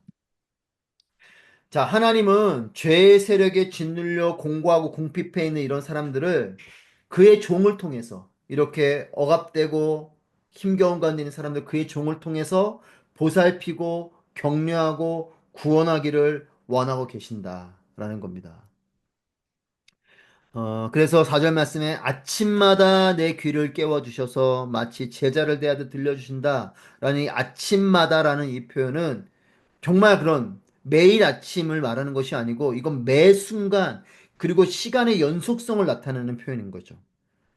우리에게 지금 아침이 매일같이 오듯이 하나님께서는 이 시간의 연속성에 따라서 계속해서 이것은 매 순간을 말하는 것이고 이 매 순간은 하나님께서 우리에게 주신 이 크로노스의 시간. 그러니까 크로노스 시간은 말 그대로 지금도 흘러가고 있는 1분 1초의 이 시간들이 크로노스의 시간이잖아요. 이 하나님께서 허락하신 이 시간의 연속성 속에서 하나님은 그 종된 그 종을 통해 즉 우리가 그 종이라면 우리를 통해 보살피고 격려하고 구원하기를 원하고 계신다. 누구요? 누구를 위해? 죄의 세력에 짓눌려 공고하고 궁핍한 자를 향해. 구원에 대한 사역으로 이렇게 표현하고 있지만 이걸 더 확장해서 보면 여러분 구원의 개념은 그냥 내가 천국 가는 내가 죽어서 내 영혼이 잘 되는 이것이 천국의 개념이 아니고 하나님은 이 땅에서도 억압받는 자들을 또 고통 가운데 있는 자들을 짓눌려 있는 자들을 곤고하고 외로운 자들을 가난하고 궁핍한 자들을 그들을 보살피고 격려하고 구원하기를 원하시는 하나님의 구원은 이런 총체적인 구원인 것이에요. 그냥 이 땅에 살다가 예수 믿고 천국 가고 이것이 우리의 구원이 아닙니다. 우리의 구원은 이거 그 이상의 것이에요. 하나님의 구원은 이 땅에서도 하나님 나라가 이루어지는 것인데 이 땅에서도 당연히 예수를 모르는 자들에게 복음을 전하고 그들이 예수님 믿고 구원받아야 되는 이 구원이 있지만 이것뿐만 아니라 이 땅을 살아가는 이들의 삶 속에 우리는 여전한 하나님 나라가 임하도록 여러분 이것이 우리에게 구제로 긍휼로 선교로 나타나는 거죠. 이런 부분을 그의 종에게 사명으로 주셨다. 자, 5절 말씀에서 주 여호와께서 내 귀를 열어주시니 나는 배반하지도 않았고 등을 돌려 가버리지도 않았다. 귀를 열었다. 이것은 4절 말씀에서 깨워주셨다라는 깨우다라는 이 표현의 반복이죠. 하나님께서 아침마다 내 귀를 깨워주신 것과 같이 5절에서 내 귀를 열어주시는 즉 하나님 말씀을 청종, 집중해서 듣는 그리고 그것을 말씀을 깨닫고 순종하는 것을 의미합니다. 여러분 그렇기 때문에 날마다 매 순간 하나님 말씀이 우리 안에 들어오고 그 말씀에 귀를 기울이고 그 말씀이 내게로 들어와야 우리는 끊임없이 하나님이 주인이신 것을 인식하며 살아가는 존재가 되는 거예요. 우린 죄성이 있기 때문에 계속해서 우리는 내가 주인 되고자 하는 마음이 계속 올라오거든요. 이게 죄거든요. 아담과 하와가 선악과를 따먹는 그 일은 내가 주인 되고자 하는 마음인 겁니다. 이게 죄의 시작이에요. 죄의 뿌리는 다른 게 아니에요. 하나님께로부터 온 우리가 내가 자꾸 주인 되고 싶어지는 마음이 이것이 죄고 이것이 결국은 하나님 나라 백성이 되지 못하도록 방해하는 거죠. 우리는 하나님 나라의 백성인데 내가 자꾸만 내 나라를 만들려고 하는 건 이게 죄성이에요. 자, 종의 귀를 여는 주체는 종이 아니고 하나님이시죠. 그리고 귀는 내 귀잖아요. 내가 귀를 여는 것 같지만 내 귀를 하나님이 여시게 해야 된다는 겁니다. 그래서 주 여호와께서 내 귀를 열어주셨다. 그래서 끊임없이 하나님께서 말씀하시도록 하나님께서 내 입을 통해 말씀하시도록 하나님께서 나의 손과 발을 통해 나의 삶이 사라지도록 하나님께서 인도하시는 대로 나아가도록 하는 것이 종된 자의 모습입니다. 자, 하나님께 순종하는 이런 종이 이제 맞이하게 될 고난을 6절, 7절에서 말씀하는데 6절 말씀을 보면 나는 나를 때리는 사람들에게 내 등을 내주었고 내 수염을 뽑는 사람들에게 내 뺨을 내주었고 조롱하고 침을 뱉는데도 나는 얼굴을 가리지 않았다. 예수님께서 십자가 달려 고난당하시는 모습이 떠오르는 장면이기도 하죠. 고난당하는 종의 모습을 보다 구체적으로 표현하는데 두 번째 종의 노래인 49장 4절 7절 말씀에 있는 것처럼 이런 보는 종의 어떤 정신적인 고난. 내가 그렇게 하나님께 순종하였지만 헛된 수고만 한 것 같은 이런 자괴감과 절망감, 이런 것을 넘어서 이 고난이 이제 육체적인 핍박과 육체적으로 수치를 당하고 모욕을 당하는 그런 것으로까지 확대되는 것. 이것을 6절, 7절을 통해서 보게 됩니다. 그러니까 이런 여호와의 종으로서 결국은 그렇게 아무도 들어주지 않고 자신을 무시하는 이런 아무런 헛된 이런 어떤 상황 가운데 있는 정신적인 고통을 넘어 이제 실제적으로 육체의 고통. 여러분 결론적으로 말씀을 드리면 예수님의 십자가의 고난은 우리는 그냥 예수님이 겉으로 볼 땐 뭐 가시면류관을 쓰시고 뭐 채찍에 맞고 또 그렇게 막 육체가 깨어지는 이런 피지컬한 육체의 고통으로 생각하는데 십자가는요 그게 아닙니다. 십자가는 영과 혼과 육의 전인격적인 고통이 찾아오는 게 십자가예요. 물론 자범죄로 자신이 죄를 보면서 십자가형을 당했던 사람들은 육체와 정신적인 고통만 있죠. 왜냐면 이 십자가는 육체 고통뿐만 아니라 온몸을 다 벗겨서 정말 실오라기 하나 걸치자고 완전히 벌거벗기고 사람들의 눈높이, 사람들이 눈으로 바라보면 볼 수 있는 그 위치에 매달아 두는 거거든요. 그러니까 사람들이 지나가면서 계속 보는 거예요. 그의 벌거벗겨진 몸을.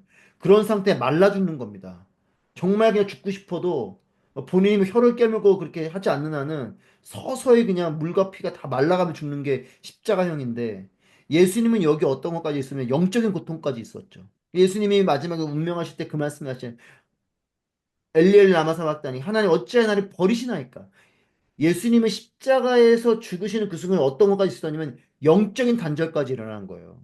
하나님과 늘 동행했던 분이신데 그래서 십자가형에서 예수님은 영과 혼과 육, 뭐 정신적인 수치뿐만 아니라 육체의 고통, 여기 영적인 고통까지 있었던 게 예수님의 십자가입니다.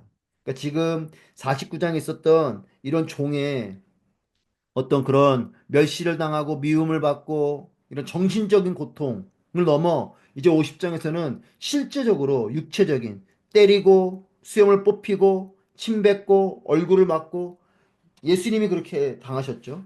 그것으로 확대되는 것을 봅니다. 그래서 이것을 문맥의 흐름을 볼 때 종이 겪는 이 순환이 결국 53장에 가면 이거 극치에 달하는 장면으로 나타나고요. 우리 다음에 53장 볼 때 좀 더 보도록 하겠습니다.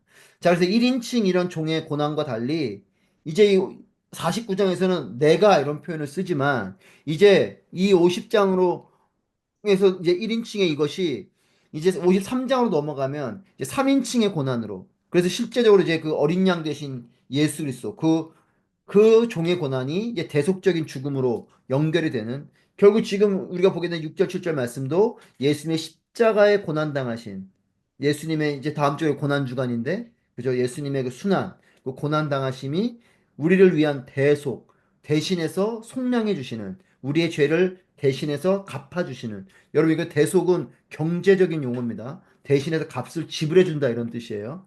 우리의 죄값을 지불해 주시는 그 대속적인 죽음으로 연결이 되는. 그래서 십자가의 그 부분이 이렇게 이사야 50장에 미리 예언되어져 있습니다. 종은 정신적인 수모뿐만 아니라 육체적인 고통을 당하는 가운데서도 하나님의 종으로서 의연한 모습을 보이고 있는 이 모습들을 우리가 보게 됩니다. 등을 내주었고 뺨을 내주었고 얼굴을 가리지 않았다. 예수님의 십자가에 달리실 때 그 모습과 같죠. 우리가 패션 오브 크라이스트 그 영화 장면을 떠오르면 이것이 더 생생하게 잘 묘사를 해놨는데 뺨을 맞으시죠. 얼굴에 침뱉음을 당할 때 얼굴에 그대로 가리지 않고 그냥 그대로 침뱉음을 당하시고 그 등에 그 채찍이 동물의 뼈가 박혀 있는 그 채찍으로 등을 칠 때 그대로 그냥 등을 노출시킨 상태에 채찍을 맞으시죠. 하지만 그 가운데 의연하게 그것을 당하고 계시는 그 예수 그리스도의 모습이 이 종의 모습이죠. 자, 순환과 모욕 속에서도 이렇게 의연하게 이것을 할 수 있는 것의 그 이유는 하나님에 대한 굳건한 신앙이 있었기 때문에 그런 거죠. 7절 말씀 보시면 주 여호와께서 나를 도와주시니 조금도 자존심이 상하지 않았다. 도련하는 내 얼굴을 부싯돌처럼 굳게 하였다. 따라서 내가 부끄러움을 당하지 않을 것을 안다. 겉으로 볼 때는 엄청난 수치를 당하고 있는 거죠. 그 내면적으로는 평안이 있는 거예요.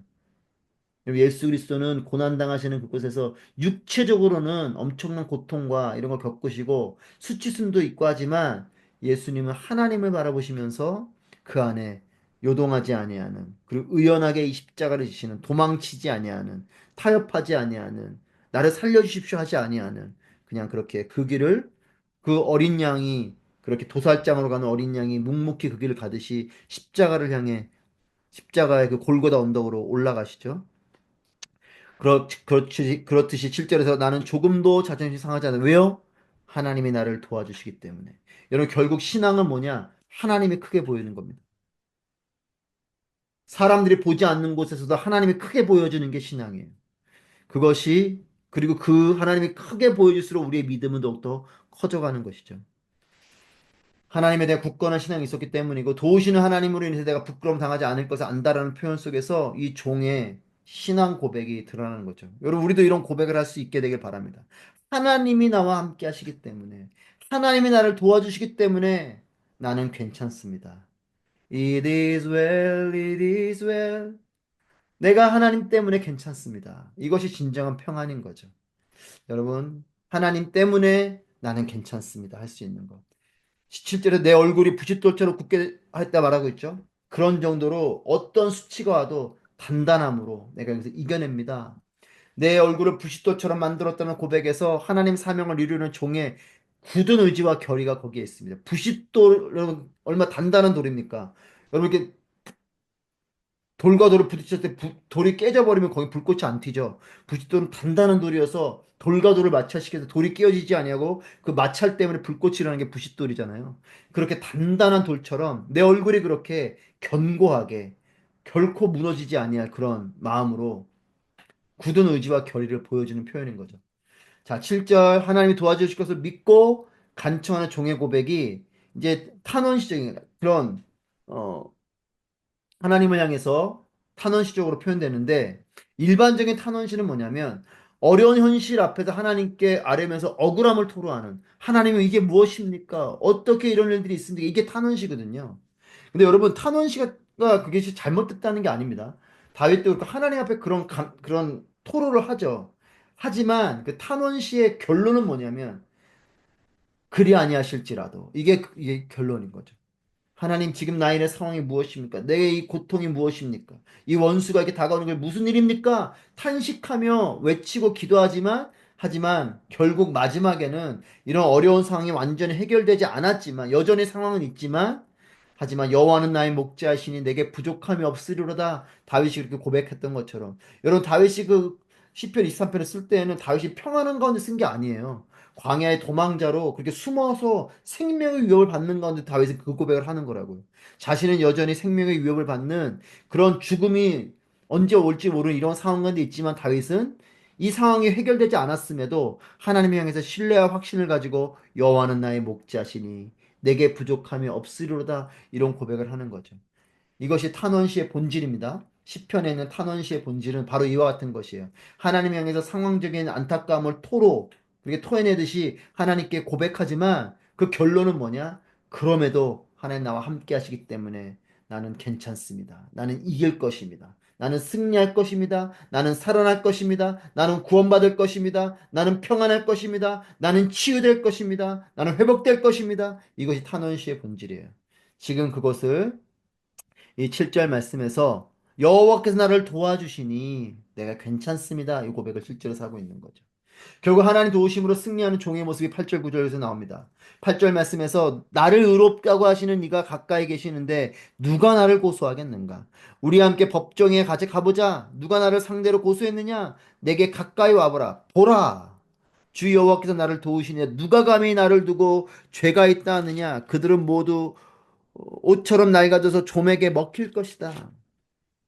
8절에 나를 의롭다고 하시는 이가 가까이 계시는데 하나님과 개인적이고 인격적인 친밀감과 신뢰감을 표현하는 그런 고백을 하고 있죠.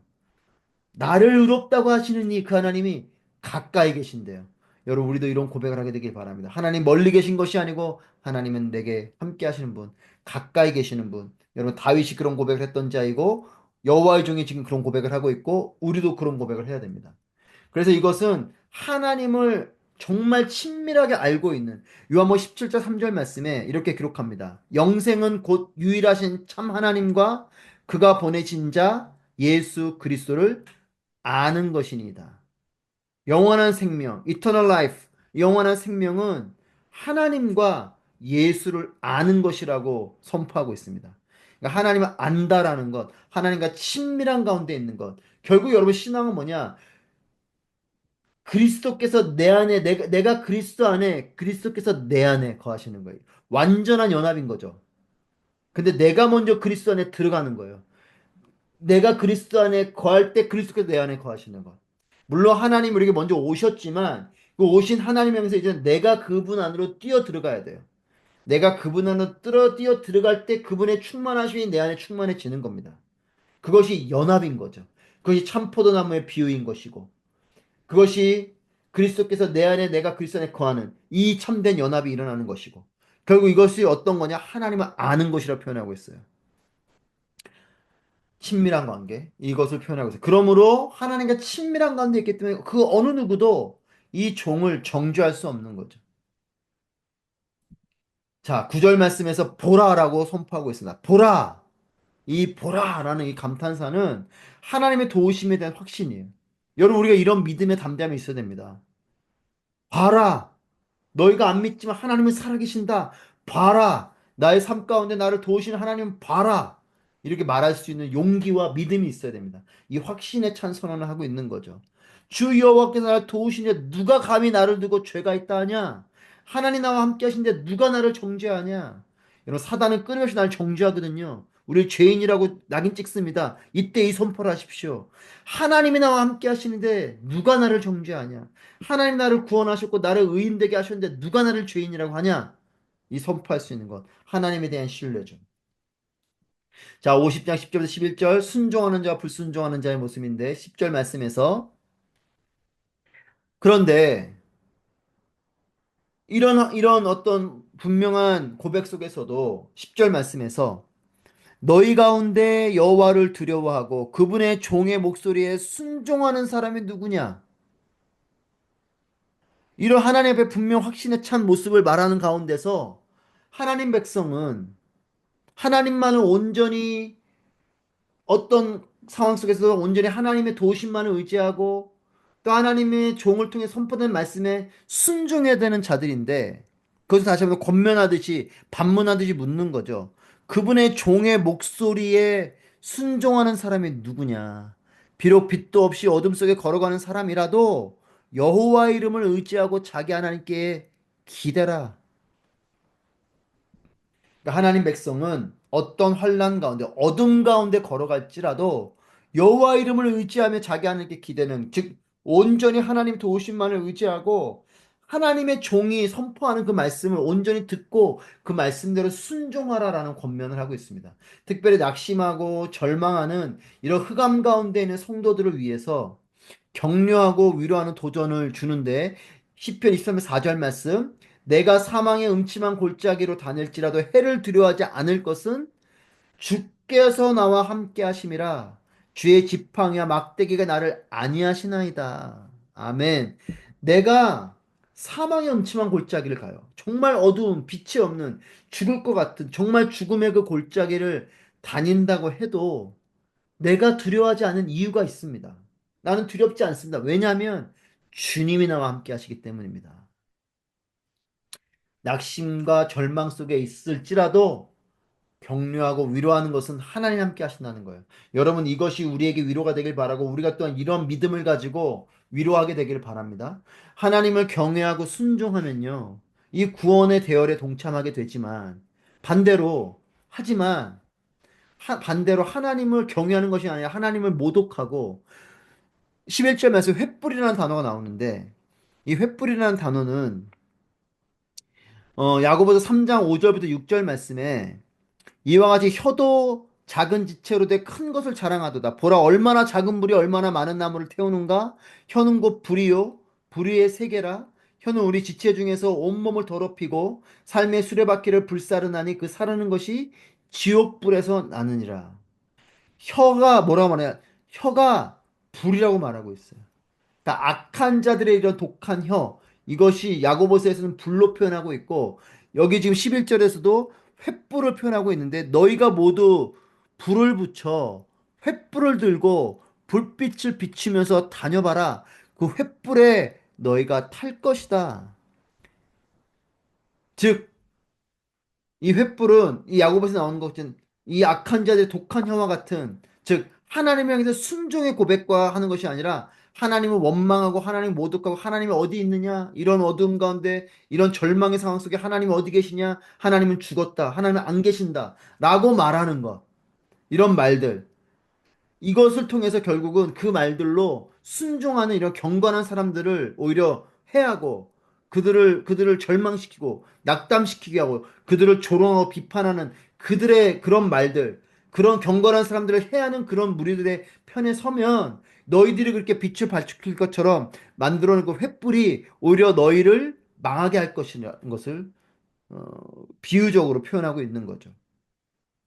즉, 그 죄악의 길에서 돌이키라라고 11절 후반부에 보면 이것은 내가 손수 너에게 한 것이고 너희는 괴로워서 누워 뒹굴게 될 것이다.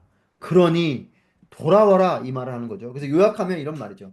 고난 가운데서도 끝까지 하나님을 바라보라 라는 것을 선포하면서 이런 하나님의 사역을 온전히 감당하는 여호와의 종의 모습들을 보여주면서 결국 이것을 보여주는 것은 이스라엘 백성들, 특별히 그 백성들에게 너희가 이와 같은 여호와의 종과 같이 순종하라. 너희들도 이렇게 순종하라. 라는 그 순종할 것을 선택할 것을 권면하고 있는 것입니다. 이것이 지금 50장 후반부로 가면서 우리에게 들려주시는 또 이사야를 통해서 선포하시는 하나님의 말씀입니다.